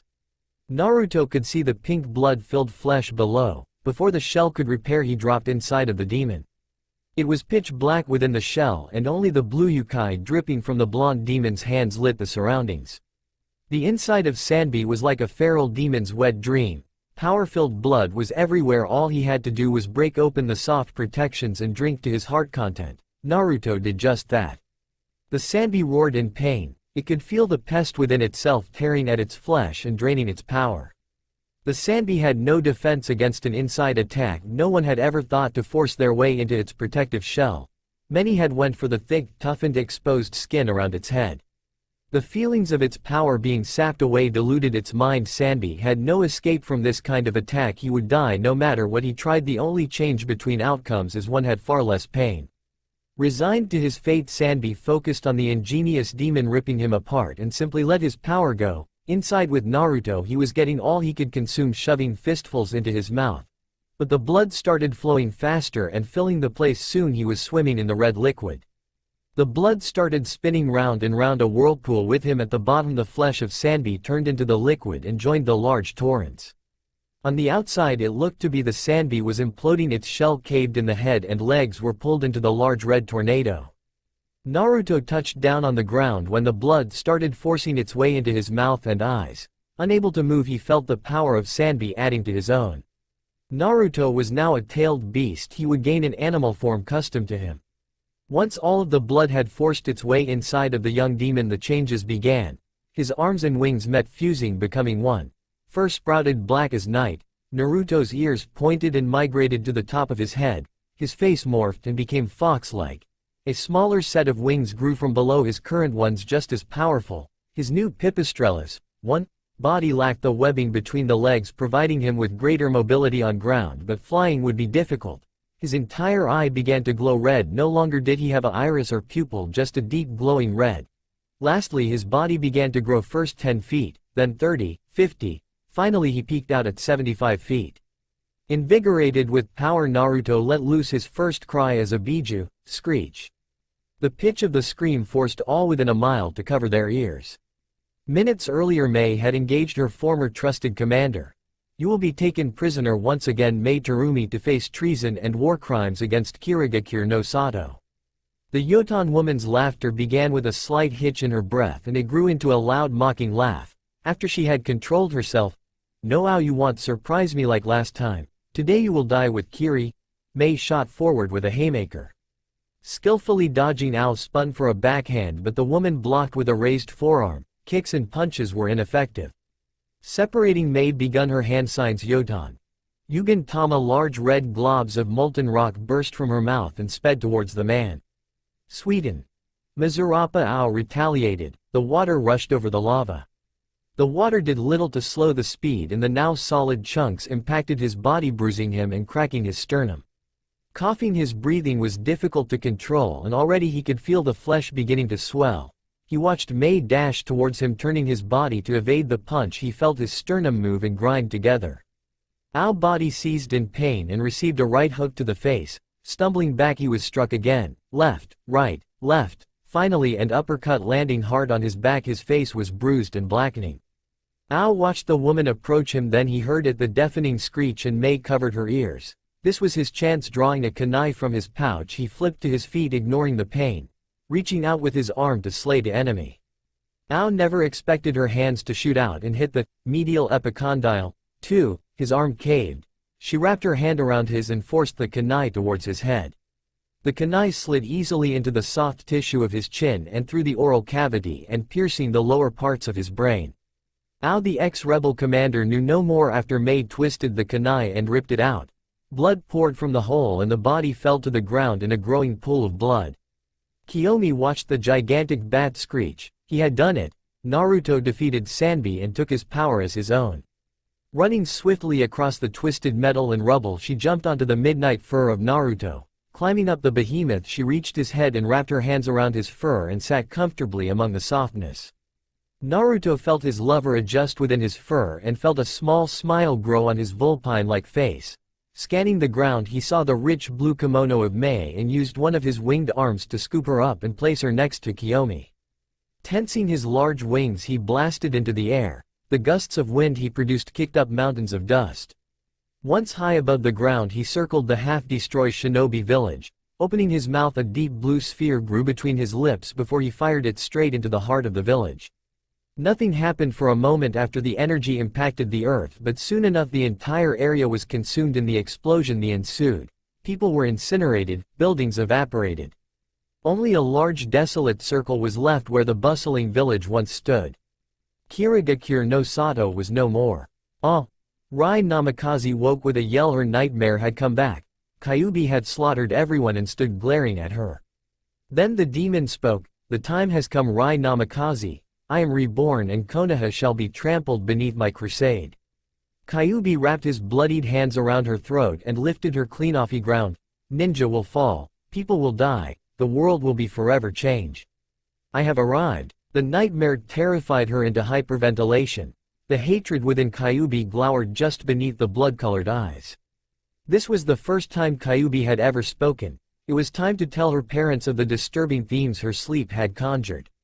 Rei Namikaze wandered from her comfortable room, finding her older brother and parents sitting around the dining room table. She sat herself as far from them, with what she planned to tell them that would react. "Mom, Dad. Don't you know how I haven't been sleeping right these past years?" the young girl said. The parental duo gave her a questioning glance. "Yes, we had Inoichi himself check you out. He found nothing out of the ordinary," Minato answered. "I know what has been disturbing me this whole time, just never wanted to say anything." The red-haired girl felt ashamed and turned her yes towards her lap. "I have been having nightmares of the execution day of Nar Kyuubi." She caught herself before speaking the forbidden name. Both Minato and Kushina shared a relieved look. "Honey, the Kyuubi is gone. Forever banished from this world," Kushina said in a loving, warm voice. Slamming her hands on the table, shaking the tableware. "But he isn't. He keeps reappearing in my dreams, always getting closer to us. Last night he spoke to me." The outburst immediately ended the good mood. "Rei, this joke has gone on long enough. Not another word or you will be sent to your room," Minato said sternly. "Please, you have to believe me, Dad. He said that he was reborn and coming to destroy Konoha," she pleaded with her father. "Enough, young lady, to your room. After breakfast your mother will deal with you." Minato stood from his seat and grabbed his cloak off the back of the chair and threw it on before walking out the door. Rei's eyes were brimming with tears. Pushing away from the table, she ran back to her room and locked the door before throwing herself onto the feather-soft bed and cried. The young red-haired girl cried herself to sleep within the warm embrace of her bed. Deep ocean blue chakra, not her own, floated around her body before sinking into the tiny green pendant she had made from the Shodem's necklace.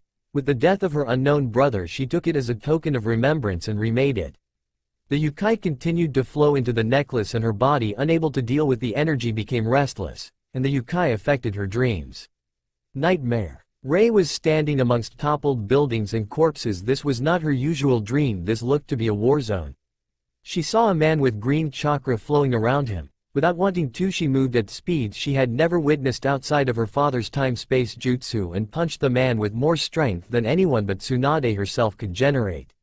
Again she engaged the man and gave him a sound thrashing, before lifting him off the ground and shoving her hand through his stomach. The green chakra gushed from the wound she had inflicted and formed into a giant turtle. She dropped the body and zoomed to another location to avoid the foot that stomped her previous position. Rei nightmare shifted now. She towered over everything and she had wings and they lifted her off the ground. High above the ground she saw a symbol inscribed upon one of the walls. She glanced at. The four wavy lines indicated that this decimated land was Kiri's. Suddenly she felt power grow in her mouth before she unleashed the dark blue sphere into the heart of the city. The blue dome that expanded from the impact site covered the whole area, and when the light cleared, only smooth earth remained where the large civilization once stood. End nightmare. Many miles away, the exhausted Naruto was asleep as his mind worked with the inflow of knowledge from Sanbi in regulating the new power. Even after splitting the energy 50-50 with Kiyomi, it was almost triple what he had before.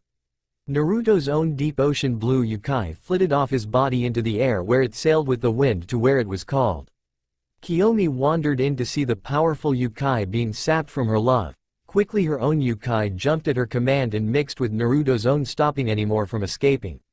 Back in Konoha, with the yukai flow stopped, Rei's nightmare ended and she awoke from her slumber in a sweat. Why did I dream of Kiri in ruins? Wiping her moist forehead, she straightened the wrinkled clothes from her restless sleep. Rei looked to the clock and it said only 10 minutes had passed. Her nightmare was vivid to be dreamed up, but so improbable to be true. Kushina entered her daughter's room and saw the tear-stained pillow and sighed to herself. Rei, what's going on? What was that outburst at the table? Kushina wrapped her arms around her child and hugged the young girl into her chest. Rei wiped her nose and she looked tearfully into her mother's eyes.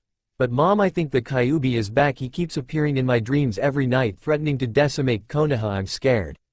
Shush, Rei, it's all right. Your father and I spent many years finding the way to form a soul contract with the gods. We wouldn't have went through with the execution unless we were sure.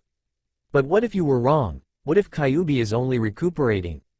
Honey, have faith in us to know what we were doing. Kushina smiled and kissed her daughter's head. Your father said he had something important to tell you today. You better go see him. With that, the red-haired mother left the room. Walking down the crowded roads leading up to the Hokage Tower, Rei continued to ponder on her most recent nightmare. It was so real, maybe I am going crazy, the young redhead scoffed at herself. Of course I'm crazy. My parents contacted the gods themselves to destroy Kyuubi, what do I have to worry? Feeling a little better, Rei's mood brightened and she would apologize to her father for not believing him when she saw him. Up the stairs and into the large room that all the village leaders occupied. Before him Minato sat with a young well-known raven-haired man. This was the scene Rei stumbled on. So Sasuke, what does the last Uchiha have to offer for the hand of my daughter? Well, Hokage, I have an activated Sharingan, which means nearly all my children will also activate it. Also, beyond my Dujutsu I have much wealth backing me that I would be inclined to invest into the many projects this village has undertaken, such as the humane genetic experiment started by Orochimaru, but it is really up to you where my investments would land, sir. Minato saw many advantages to wedding his youngest to this young man. All very excellent reasons, but I have one more question. Being who you are, there are hundreds if not thousands willing to throw themselves at your feet to be chosen as your wife. Why you want Rei? The Uchiha have been disgraced and there are many who think me untrustworthy, but with the daughter of the Hokage standing by my side I may raise my honor and reputation. Once again become a highly respected clan of Konoha born of Uchiha and Namikaze blood.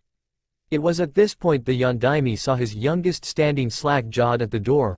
Ah, Rei, you're earlier than I expected, but you know Sasuke Uchiha. He has come to ask me for your hand in marriage. The Uchiha stood. It is a pleasure to meet you, Rei Namikaze, he said while bowing. Mine as well, Sasuke Uchiha, she said, returning the gesture. I will take my leave, Lord Hokage, and Sasuke left and gently closed the door. Rei stared at her father and he didn't seem to have a problem with Sasuke's proposal. Then Minato spoke. Rei, the final decision is up to you. But with the monetary value held solely by Sasuke would greatly improve many sections of Konoha and help us expand further and provide greater training regimes for future shinobi and kunoichi. Now he had placed such a great decision upon her.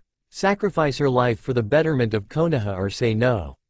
Sasuke didn't seem to be such a bad guy, maybe she could grow to love him and she would be helping Konoha.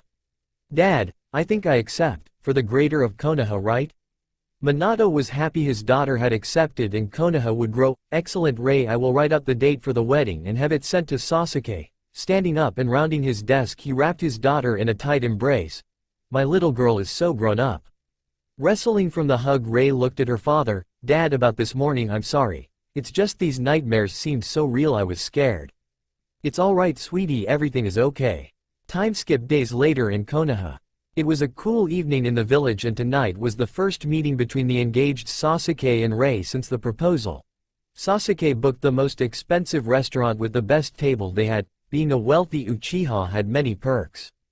Dinner was uneventful, they made simple conversation and chatted about various topics hot amongst the village, such as the terrifying news of Kirigakure being eliminated from the face of the earth being one of them. Rei's dream came true, so she was a little off during the date. Sasuke paid the bill and walking down the empty streets of Konoha he turned to his date. Rei, would you like to come back to my place for some tea?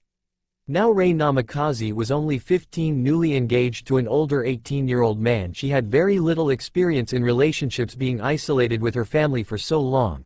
So tea meant they were having tea. Sure Sasuke, I would love some tea. Oh, how naive she was. Entering the luxury clan head mansion left behind by the Uchiha, the couple sat down on pillows around a small table. Smoothing out the wrinkles in her ankle-length white kimono with black petals dancing around the fabric, Rei sat in the silence as one of the servants set the mint tea down and poured 2 cups. Sasuke waved the servant off and began to sip his tea. You are very beautiful, Rei. Sputtering a little into her tea, she gained a red tinge to her cheeks. Thank you Sasuke, you are very handsome yourself.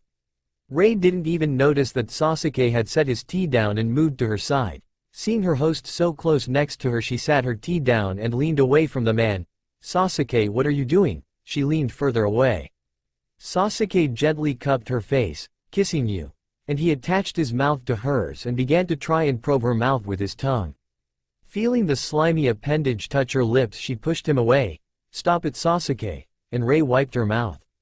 Now never in Sasuke's life had he even been denied something, so this was an anger-inducing first.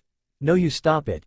We are to be wed, so you will listen to me and obey, he said forcefully. This time he grabbed a hold of her kimono and pulled her towards him. "Leave me alone," she punched him and stood up to go. "I am leaving." "No you are not," and with speed gained through training and age Sasuke was up and had backhanded her across the room. "You are my fiancé, so you will obey me or be punished." And again he had moved to her and already had his hands undoing the bow holding her kimono up. The bruise was forming on her delicate cheek as she tried to wrestle Sasuke away from her, but his strength was above hers and he only worked faster to divest her of clothing. With the kimono opened he saw her undergarments matched her dress, white with black trim. "Ray, I'm going to enjoy having you as my wife." And Sasuke began to knead her breasts through the bra. Ray was in shock. This man was molesting her and she could do nothing to stop it, and she felt the cool air reach her nipples as Sasuke pushed her bra up. She felt his slimy tongue touch her breast and she began to struggle more, but her held still. Then a hand touched her other breast and then she felt the final hand ghosting down her stomach. Tears breached her eyes and flowed down her cheeks, cooling the burning bruise that was present. Then she felt his fingers touch her through the dignity she had left. Fear spiked within her and strength filled her body. Shoving Sasuke off her he flew across the room and into a wall, leaving spiderweb cracks where he hit. All thought had stopped in her mind only to kill this man who dared defile her. Ran was present. Her eyes turned from the light purple coloring to blazing red. Her shoulder-length hair grew till it reached her waist. Her muscles rippled with renewed strength. Ray's bra had moved back to cover her breasts once she had stood, but modesty meant nothing to the young woman. Charging to the disorientated Sasuke, she grabbed his shirt and hefted him into the air. Her cocked backhand released and gave a stone-shattering blow to his sternum. The Uchiha broke through the wall he had impacted and continued out and over the wall and landed into one of the major streets nearby. Sasuke coughed up some blood and felt his ribs had cracked. Glancing around he saw a crowd had gathered around him and only dispersed once a thundering crash was heard. Ray had hit the ground with a boom as the dirt gave way to her landing. She stood with deep ocean blue chakra glowing around her like a fire. Each step she made scorched the ground. Reaching the Uchiha, she smashed a fist into the ground he once was as he had used Shunshin. Turning, she saw him nearby nursing his chest. This was the scene Minato came upon, catching his daughter in her bra and panties, smashing anything that was in her way to Sasuke. "Ray Namikaze, cease and desist," he bellowed. The only response he got was her head tilting to look him dead in the eyes. And he saw the once beautiful eyes she had were now blood red. Ray let out a loud growl and charged the injured Uchiha once more, but she was cut off by a large wooden totem pole sprouting from the ground and wrapped her flailing limbs as she tried to shake it off. Ray's efforts were in vain as the wood drained the yukai from her body. The sudden power rush left her exhausted as her eyes closed. The caste-masked Anbu who had created the totem pole spoke. "Sir, that was demonic chakra she was giving off." Same time as the Ray incident, Naruto sat atop the mountain he claimed as his home, Kiyomi and Mei both next to him with his large wings shielding them from the cool wind and warming them. As the trio sat enjoying the night's air, Naruto jerked his head in the southwest direction. He could feel his own energy yukai but so far away. Kiyomi too felt his yukai surfacing many miles away, and she remembered seeing it once drifting softly off his body into the wind a couple of days ago. "Naruto, did you feel that?" Kiyomi whispered. "Yes, it felt like my own yukai, but it is far away, I cannot pinpoint its location," he responded. Mei had an inkling to what the duo were talking about. "How would someone have your yukai?" Kiyomi shared what she saw a few days prior. "A couple of days ago, Naruto, I saw your body giving off yukai while you slept. I immediately stopped it from continuing, but it seems someone is drawing energy from you." The blonde considered the possibility of someone being able to draw his yukai from so far away. They would need a conduit for his caustic power, something to purify it, and the only thing that had been able to purify it so far was the combination of his own yukai with Kiyomi's. I will have to be wary of this and follow my energy to the person using it." The sun had long fallen and the moon had taken over the skies. Kiyomi softly snoozed against his side with his wing folded over her. Surprisingly enough, Mei also had snuggled up to the demon and clutched to his wing tightly. Sighing in mild amusement, he gently picked both up, one in each arm, and brought them into the safety of the cave. Placing Mei onto her stone bed, he released his hold on her and went to move, only to be stopped by the strong hold she had with his wing. Again picking up the woman, he stomped his foot and let his yukai reshape the rock. The rock reformed into a large raised slab large enough to fit the man and two women. Laying down with both stunning girls on each side, he let his yukai prod and pull against Kiyomi's own yukai till a large misting blanket of royal purple covered the trio. With the soothing chakra flowing over them, Naruto's eyes were rapidly closing, and before he knew it, a peaceful sleep had claimed him. Back in Konoha, after Rei's rampaging attack on Sasuke, she was released from the wooden confinements and returned to the Namikaze mansion where Kushina put her to bed. Minato Namikaze was in his large office surrounded by his best advisory council as they continued to throw out possibilities on how Rei had released the demonic chakra, and so far nothing made sense. The first theory was that she had been possessed by a demon, but it was shot down since the Shodem's necklace she wore would have repelled and restrained any demons releasing the yukai. The second theory was she had developed demon yukai instead of regular chakra. That too was shot down after she was tested and only human chakra was found. The final theory was she was a hidden Jinchuriki. Minato himself laughed at the idea of his own daughter containing a beast. To sat the curiosity, he himself checked his daughter for any unknown seals and none were found. Unknown to everyone, the Shodem's jewel was never intended to control any Biju over four tails. It was his final gift to Konoha to fight against the Jinchuriki. At the day of Naruto's execution, his body was releasing constant streams of Kyuubi's yukai and some of his own. While the necklace continued to restrain and purify the demonic chakra, it failed in the last seconds of Naruto's life. The jewel lost the self-replenishing chakra of the Shodem and became filled with the mix of Kyuubi's and Naruto's own. Now, instead of protecting against demons, it amplified yukai while purifying it with the human-demonic combination. With the chakra it sought to draw upon was Naruto's, it is connected to him, to the wearer. Similar to Jinchuriki, whenever in heightened states of stress, be it anger, fear or even sadness, the wearer can use the yukai stored within the crystal. While Rei slept peacefully in her bed, the jewel called to its parent yukai to replenish the amount its wearer had used. Slowly but surely the deep blue yukai seeped through the window and walls like a ghost and drained into the small green jewel. As the pendant absorbed more of the chakra, it changed from the sea green color to a cyan hue, and the more stored, the deeper blue it became. Back with Naruto, he awoke to the subtle feeling of his yukai separating from the purple-purple mix and drifting away. He watched as his yukai heeded the call of another. With his chakra a part of him, he let himself flow with it. The out-of-body experience was peculiar. He had none of his sense to tell him what was happening. He was only being drawn towards an unknown destination. No sense of time or space as he drifted with his chakra until the pulling stopped and he could feel once again, although he only felt the pulsing chakra of the person he assumed was calling his own power. Letting himself flow into the constant moving stream, he was surprised to feel no resistance from the person, as human chakra didn't like to be mixed with anything but human chakra. Then it was like sorting through the memories of a person he absorbed, only now he had no control over it.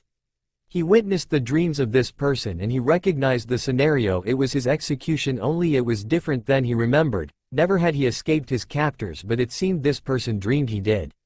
Naruto was enthralled to watch the imagination of this person using him to kill everyone, until the dream version of himself stopped and stood looking at him. Assuming that he was witnessing the dream form first person, Naruto extended his power to manipulate this dream world. Taking control of his dream self, Naruto saw who was calling his yukai was none other than his own sister. Naruto's dream self morphed into his true form. Of all the people who I thought who would be stealing my power from me, you had never crossed my mind. Rei just stared, mouth open wide. The Kyuubi had changed shape. It was tall and was beyond peak physical conditioning and was something close to being a god. What's wrong, dear sister? You didn't think I would find out who has been stealing the little bit of yukai you have taken? Kyuubi? Naruto just had to hold himself from laughing at her. Ha ha ha, I am no Kyuubi yet. So little sister, why are you taking my power? I don't know what you are talking about, Kyuubi, she responded. The blonde demon held his chin in thought. I don't believe you, cuz I felt it being used and I felt you once again calling small amounts to you. So don't try and fool yourself or me. Before Rei could shout anymore, Naruto covered her mouth and heard something calling to him in a whisper, Master. Glancing around the dream world, his eyes settled on the small blue pendant. So this is the conduit you have been using? Wrapping his large hand around it, he could feel the crystal itself was pulling his yukai. Intrigued, he let more and more of his chakra flow into the jewel. He could feel it resonate with joy and contentment as he filled it. Finally, no more of his energy could fit within the small necklace. It felt alive within his hand. Opening his hand, the crystal rested in his palm. Watching, he could see his yukai trying to move with small yukai tendrils wrapping around his fingers and hand pulling itself back to rest between his sisters, forming B-cup breasts. Lowering his hand from her mouth so she could speak, the first thing she did was try to pull the necklace off, only for the tendrils to appear and sink into her skin to anchor it securely to her body. Screaming in fright as this thing held tightly to her skin, she pulled with all she could muster, and not an inch was gained.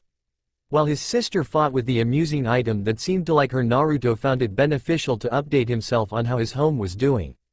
Leaving the girl to fight the necklace, he broke through the thinly woven dream and plunged right into the memories. He watched everything from his death to her rampage against the Uchiha, stifling a laugh at his defeat.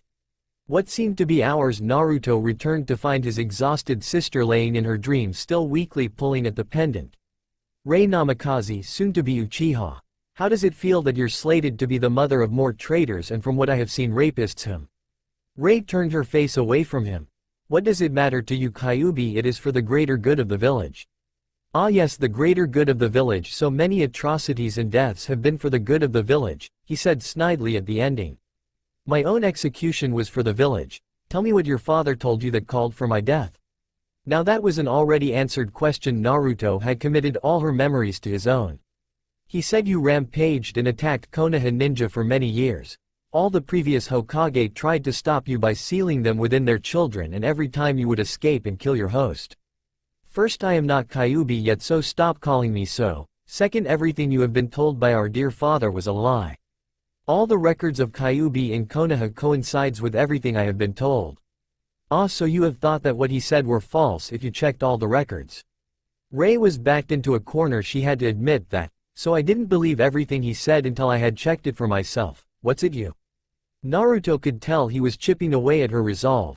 "What it means is you are still redeemable, oh sister of mine. I will leave you with a question. Why did Kyuubi never attack Konoha directly if it sought blood until the day of my sealing? Until then, little sister, you may continue drawing yukai from me, if only to survive the village." With those parting words, Naruto vanished from her dream. Rei awoke to the morning sun. Her dream was not real. She looked down the deep blue pendant and lifted the chain from her neck. She almost had it removed from her until the tendrils she had come to hate emerged and pulled itself back into place. She could practically hear the gem laughing at her as the yukai within shook with mirth. Quickly getting dressed, she would tell her father of the necklace and the events of her dream. Hopefully she wouldn't be written off as crazy. Back with Naruto. Feeling refreshed and better than ever, Naruto let his chakra dissipate from the purple cocoon and Kiyomi's own yukai receded. Naruto gently unfolded his wings, grateful the female duo had released them during the night. They disappeared into a haze of darkness and vanished into his back. Nudging his sleeping partners, "Kiyomi, may wake up, I have quite a bit to tell you." Sluggishly the woman opened their eyes and both felt amazing after that night's sleep. May rubbed her emerald eyes clear of residue from sleep. "What's up, Naruto?" "I have found the parasite taking my yukai," he said, trying to contain the laughter. Kiyomi was at full attention. She wanted to know who could do such a thing. "Well, out with it. Who is it?" "Ah, it's not a who, but a what. It seems the necklace I had worn as a teen now calls to me, bestowing its wearer with my own purified yukai." "Who is wearing the necklace then?" Letting a chuckle past his lips. "Why, it is my own baby sister, Rei Namikaze, soon to be Uchiha. I had such an interesting conversation with her last night when I connected with the gem." So the trio sat down while Naruto explained his nighttime adventure from the journey as being his own yukai to the final words he left. Throughout his story, Kiyomi only ever asked one question, and it was, "What are you planning for Rei?" Naruto stopped his story to think about his answer. Why did he talk with her when he could have just took all his yukai back and then deal with his family when he went to destroy Konoha? Maybe it was curiosity about her and what he could have had as a child, or possibly he felt some sort of familial connection to his unknown sister. Whatever it was, Naruto felt nothing to learn of his twin like he sought to learn about Rei. He too was sort of baffled by his own proclamation that she could be saved. His answer to the question was, "I don't know, I always wanted a little sister, but she will ultimately decide." Ending his story, he stood and told them what else he had learned from what he saw through Rei's past. "Apparently Iwagakure has been testing the borders of Kumo. We could try to find another of the Jinchuriki. I know destroying Konoha with our current power would be simple, but I want to rake them over the embers of their village before I finish my goals in this world. Naruto turned to the Yotan user. Mei, what are you going to do now that Kirigakure is destroyed?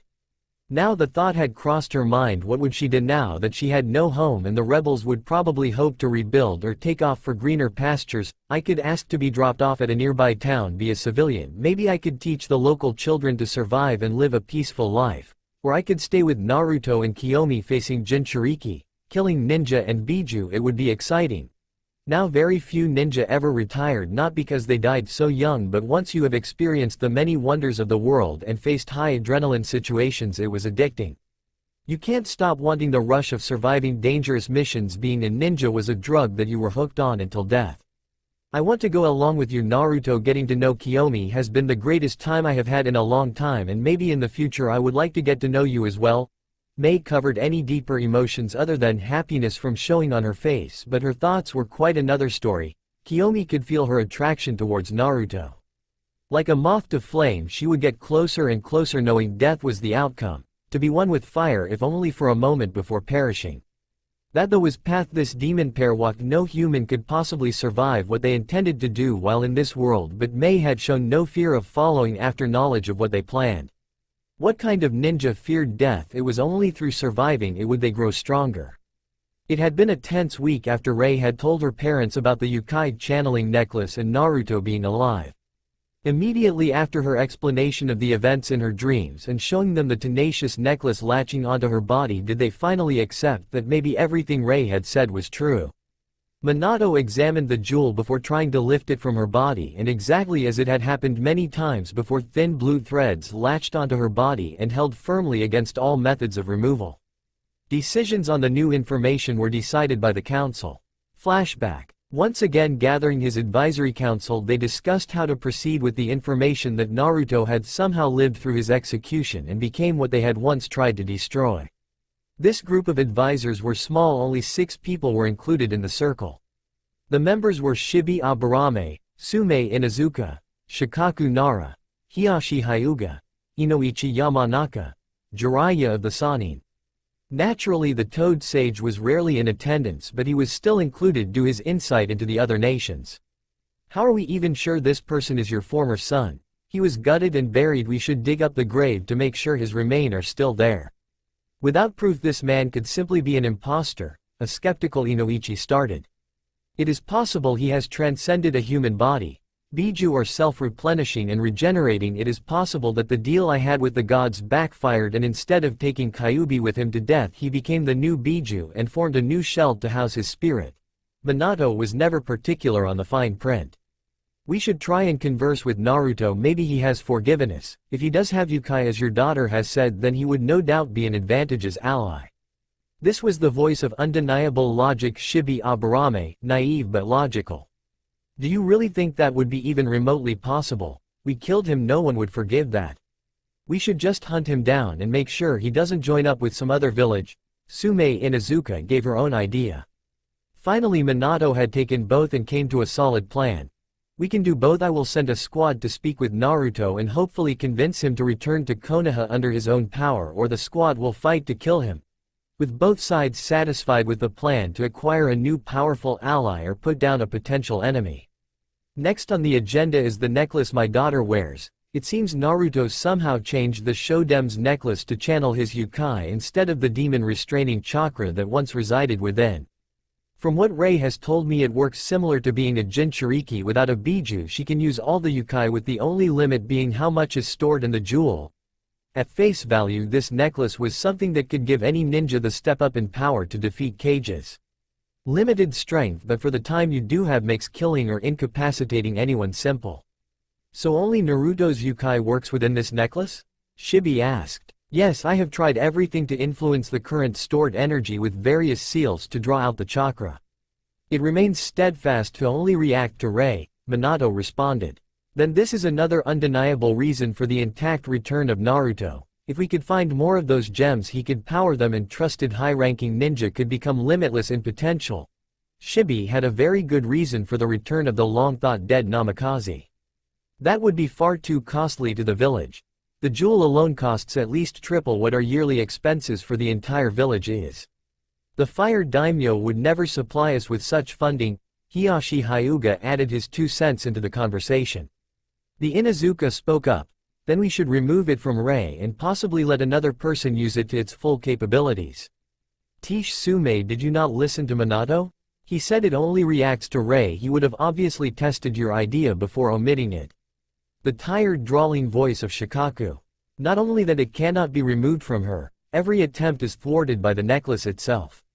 Any movement to remove the pendant and threads of pure yukai sew themselves seamlessly into her skin and only vanish when it is released.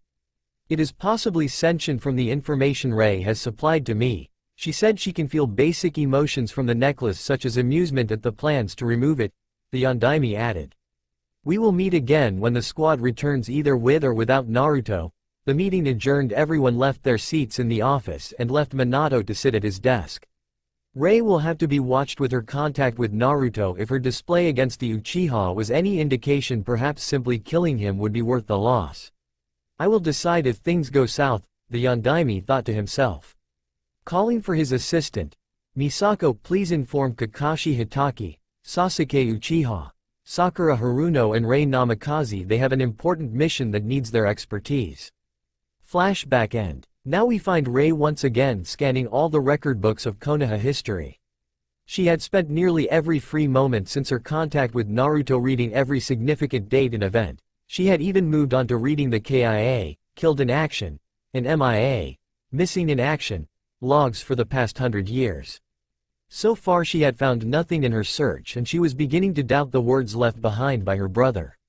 Shodem had taken a platoon of Anbu out of the village on the 23rd day of summer to battle the incoming Kyuubi. They returned 4 days later, 22 ninja KIA, 4 injured, 4 unharmed. A year later he leaves with another platoon, and returns with only 4 of varying degree of injuries. But why would he only take 30 men with him when he should drive it off with larger numbers? Was the Kyuubi a seasonal destroyer who comes once a year to kill and ravage then leaves again? But what reason does it have to do that? Now father said they had tried to seal Kyuubi before, and you seal each biju in a child to have the kid grow with the yukai and utilize it, and with the breadcrumbs left behind by her brother all she knew so far coincided to solve this problem. Children take 9 months from conception to birth. The Kyuubi only attacked when the Hokages had children to seal it into. Her brother's words rang in her head, then all the records are lies. Like a frying pan to the face it hit her. The Kyuubi was never the attacker, it was the victim in this. All the previous Hokages leaving to repel the Biju only left when their children were just born, and for 30 years after the attacks stopped, but that was only when the Sandaime stopped having children and never took his last 2 sons. Kyuubi only ever was seen near Konoha the day it was sealed within her brother. Rei would need to do more investigating, but so far it wasn't looking good for her father. 2 days later with Naruto. The trio had waited around the cave for the past week, letting Mei recuperate after her 2 months in seclusion. After many large meals and the nights wreathed in the healing purple blanket of chakra created by the demon duo, the Yotan user was back to perfect fighting form again. Kiyomi-chan, Mei, let's move out. Standing on the edge of the sheer cliff, Naruto spread his mighty wings, feeling the wind push against his appendages. Both women came to stand next to him. You're not going to carry us the whole way, are you, Naruto? Mei asked, not because she didn't want to be held by the Adonis of a man, but she was sure a bruise would form from the trip. No, not this time. I want to freely fly in my Biju form. We will reach the borders of Iwa and Kumo by nightfall. At my flight speed we will make camp on a mountain again. If you would stand back, ladies. When both women had taken a couple long strides away did the transformation begin. His eyes changed to red. The black soft fur covered his skin while the wings melded with his strong arms, providing greater lift with each mighty flap. Where a man once stood, now an elephant-sized flying fox bat had taken his place. Well, climb on, I am eager to feel the wind. Neither woman needed more prompting, they eagerly jumped onto the soft fur. Kiyomi quickly sprawled out, trying to wrap herself in the hair of her lover, letting her red yukai caress the deep blue of Naruto's. Mei, on the other hand, tried to keep the feeling of the fur gently rubbing against her legs out of her mind. She saw her demoness friend making fur angels. Laughing softly to herself, Mei continued to watch Kiyomi roll back and forth, just loving the fur. Kiyomi, you should settle down, I think Naruto wants to take off. Briefly stopping mid-roll, Kiyomi gave Mei the, what the fuck, look before grabbing the Yotan user and pushing her face first into the soft fur. Now you feel why I am rolling around, plus Naruto doesn't mind. If we are affecting his flight, he can just grow larger to compensate. Right, Narukoi, Kiyomi said. Absolutely, Yomi-chan. Obviously Naruto never thought of a pet name for his mate. Pushing off the cliff, he spread his wings and flew into the perpetually cloudy skies of water country. High above the ground, he drifted towards the ocean, letting the rising warm air push him to his destination. Suddenly his balanced flight gained some turbulence. Kiyomi-chan, can you stop moving so much? Ha ha, sorry Naruto-kun, that isn't me. Glancing over his back, Naruto could see Mei doing exactly what she said would disrupt the flight, rolling around and making fur angels. A blush was present on the parts of her face not hidden by fur at being caught. Sorry Naruto-kun. Mei sat up, smoothing out wrinkles in her clothes from her romp in the fur. It's alright, now hold on, I'm going to gain some speed. He went from being the size of an elephant to that of a large whale. Letting his yukai flare, they increased from a lazy gliding speed to being a blur in the sky.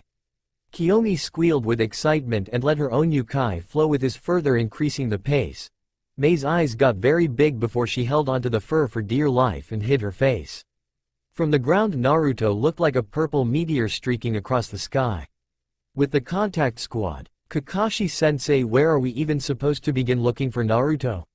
Sakura Haruno asked. Said masked man lazily replied as they soared through the trees.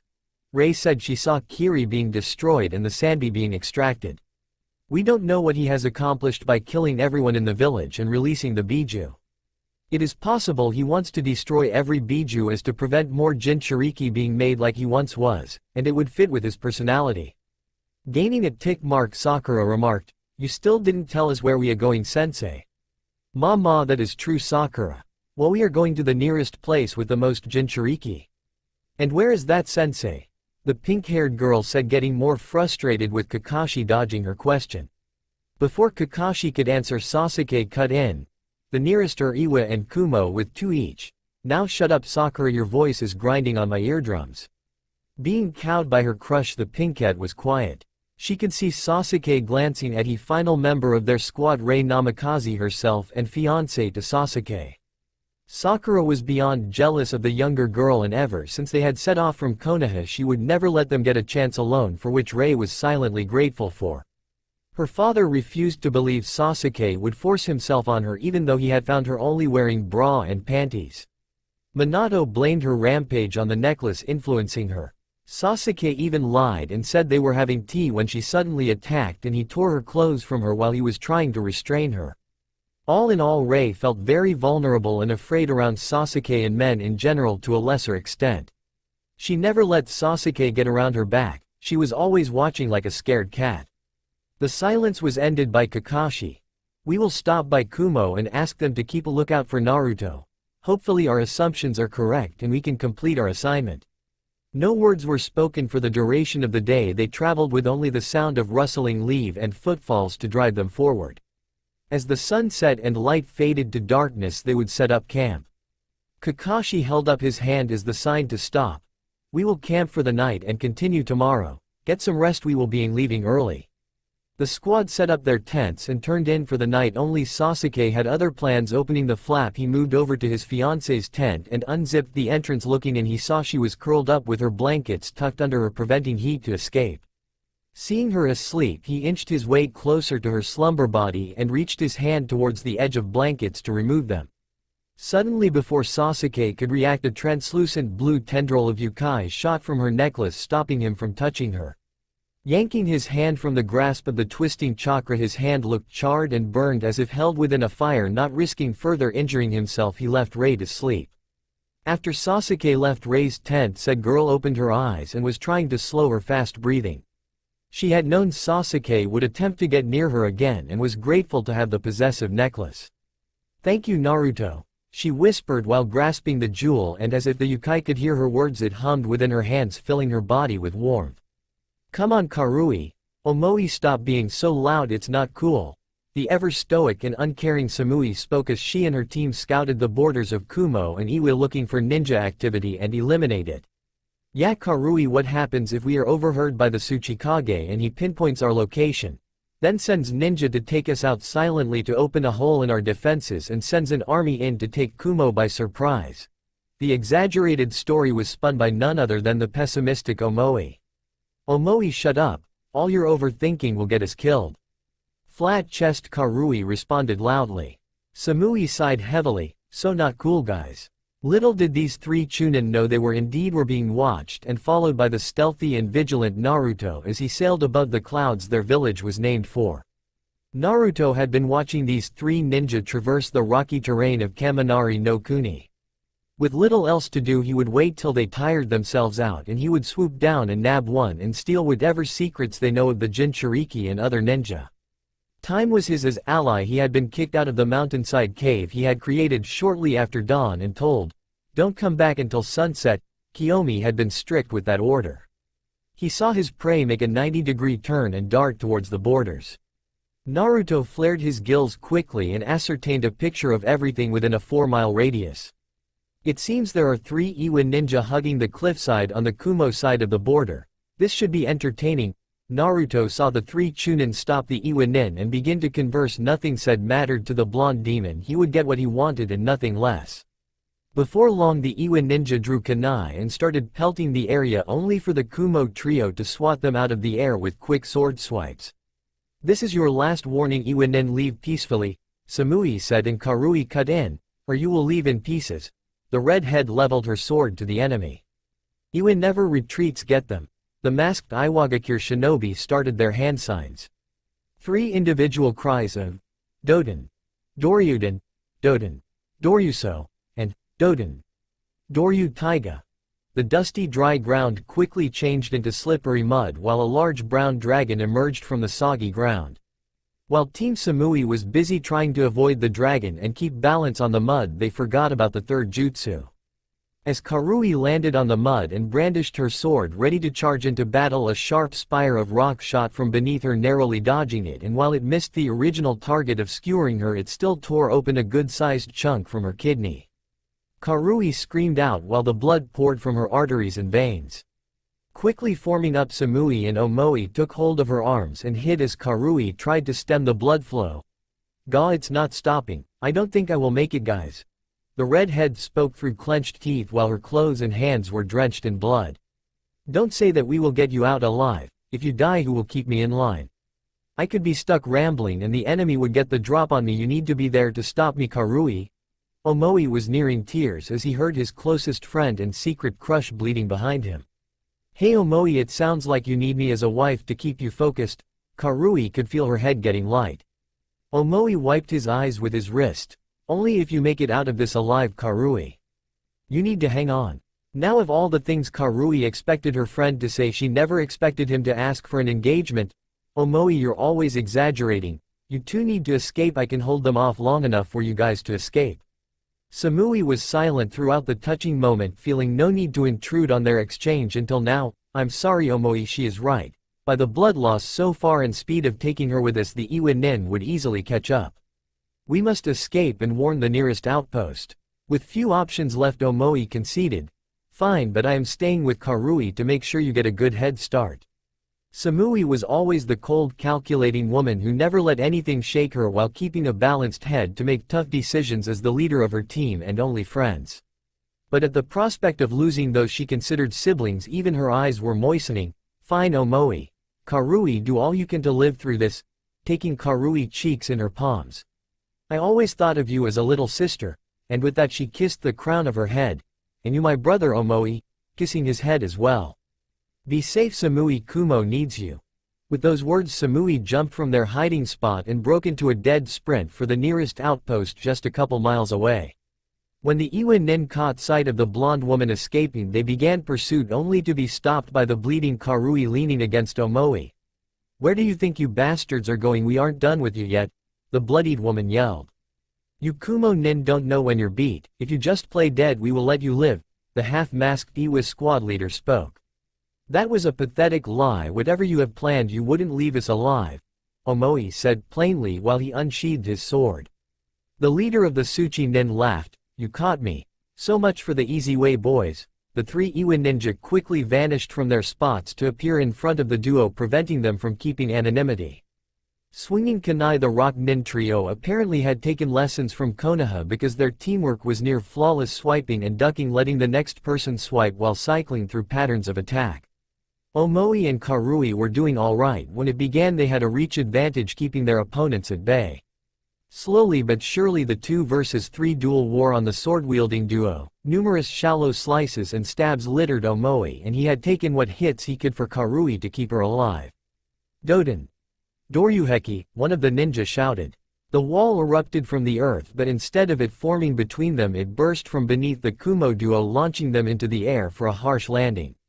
Omoi breathed heavily as he watched the blue skies. If I die here, the Raikage would be so angry he would take it out on the nearest buildings, and with Kumo rebuilding from his rampage, Iwa would attack and cause the next shinobi war. But then again, if I die here, I wouldn't have to worry anymore. Obviously Omoi had become delusional with the lack of blood and his injuries. Karui on the other hand was no longer coherent to anything around her. "Kill them and let's catch that last one before she can alert more." The leader popped a soldier pill while his subordinate raised a kunai to end the short lives of the injured couple. The ninja weapon of choice was stopped in a shower of blood as the busty blonde Samui severed the Iwa ninja's hand and came around with a diagonal slice with her sword, killing him by decapitation. Taking labored shallow breaths, Omoi caught sight of his savior. "Samui, what are you doing? Get out of here, you should have gotten help." Samui stood, her unflinching glare focused on the enemy. "I would rather die with my friends than live without them." With that she charged. Her tanto gleamed in the sunlight as she flashed her quick sword strikes. Her arcing swings kept the Iwa ninja at bay. Clang! These Iwa ninja were trained well to counter swords, as the captain had stopped the blade during her weakest strike right at the beginning of an upswing. With Samui's blade stalled, the second man flipped over his captain for a heel drop. Abandoning her locked weapon for an escape was the only viable option to avoid the skull-crushing blow.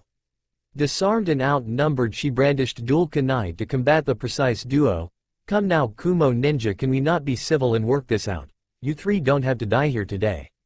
Simply let us do our mission and you can leave." Apparently these ninja were not friends, as she had just beheaded one and they barely flinched. While still holding the kunai across her body ready to strike, she responded, "And what is your mission that you have to be in Kumo territory?" Straightening his posture, "We are here to ransack the border farming towns to expand Iwa territory to feed our growing country." Narrowing her eyes further, Samui spat out, "You will never take our land." By the creasing around his cloth mask it was plain he was frowning. "That is unfortunate. I do not revel in killing, but my country needs the agriculture." Before Samui knew what had happened, the man she was speaking to turned to earth and crumbled to the ground, and the real one rose from beneath her and plunged his kunai into her soft stomach. She was beyond stunned to do anything past simply trying to fill her weakening lungs with air. As Samui stood there bleeding, the Iwa nin closed his eyes and murmured a prayer under his breath. "The Tao that can be told is not the eternal Tao. The name that can be named is not the eternal name. The unnameable is the eternally real. Naming is the origin of all particular things. Free from desire, you realize the mystery. Caught in desire, you see only the manifestations. Yet mystery and manifestations arise from the same source. This source is called darkness. Darkness within darkness, the gateway to all understanding." Sliding the kunai from her flesh, he spun for a quick slice across the throat. Thud. Looking at the appendage that materialized before his weapon, it was a pale arm that had stopped his kunai. Following the length of the arm, he looked into the deep pools of blood staring into his soul. Taking in the presence of Naruto, the Iwa ninja saw the outstretched wings looking like something from a nightmare and the chiseled body. Before the captain even knew what had happened, he found his head in the iron grip of the blonde demon.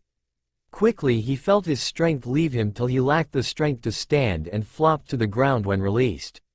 With the stolen knowledge and memories, Naruto called out, "Kazuki, take Captain Fujiwara, your deceased partner, and return to your camp." Startled by this man who had appeared and simply disabled his superior so easily, Kazuki followed the orders and ran with the squad under his arms. Once Kazuki was out of sight, Naruto turned his sights to the woman behind him, bleeding from the large stab wound to her stomach and blood seeping from her mouth as she gasped for air. Samui laid on the ground staring into the bright sun, feeling her life slipping away each second. Her view of the sun was blocked by a large winged silhouette who spoke to her. Do you wish to live a life of servitude or die and fade into the darkened pages of history? Without my friends I have nothing in life, but I fear what I will find in death, Samui thought to herself. Lifting her bloodied hand, she reached out to him in a silent plea for help. He watched the woman lay on the ground and reach for him. Taking that as his answer, he called upon the distant yokai of his eternal demoness, and familiar purple hue sprang to life around his hands and danced across his skin. Placing his large clawed hand across the bleeding wound, his purple yokai began to spread over her skin like a creeping moss. The escaped blood sizzled off her skin and clothes till she was in pristine condition once again. The wound closed and her body returning to normal, he began to skim her knowledge, such as important Kumo events, Jinchuriki identities, and even her own bra size was some of the things she deemed important. Last but not least, he witnessed her hidden emotions for her deceased friends holding each other in death. Shaking his head of the sadness Naruto felt for them, he used his power to shift her deceased friends to the base of the nearby cliff and sunk their bodies into the rock, and used one of her memories to carve out an image. Standing immortalized in stone, Team Samui stood together. 1. That's all for now. If you enjoy, then please like, share and do comments.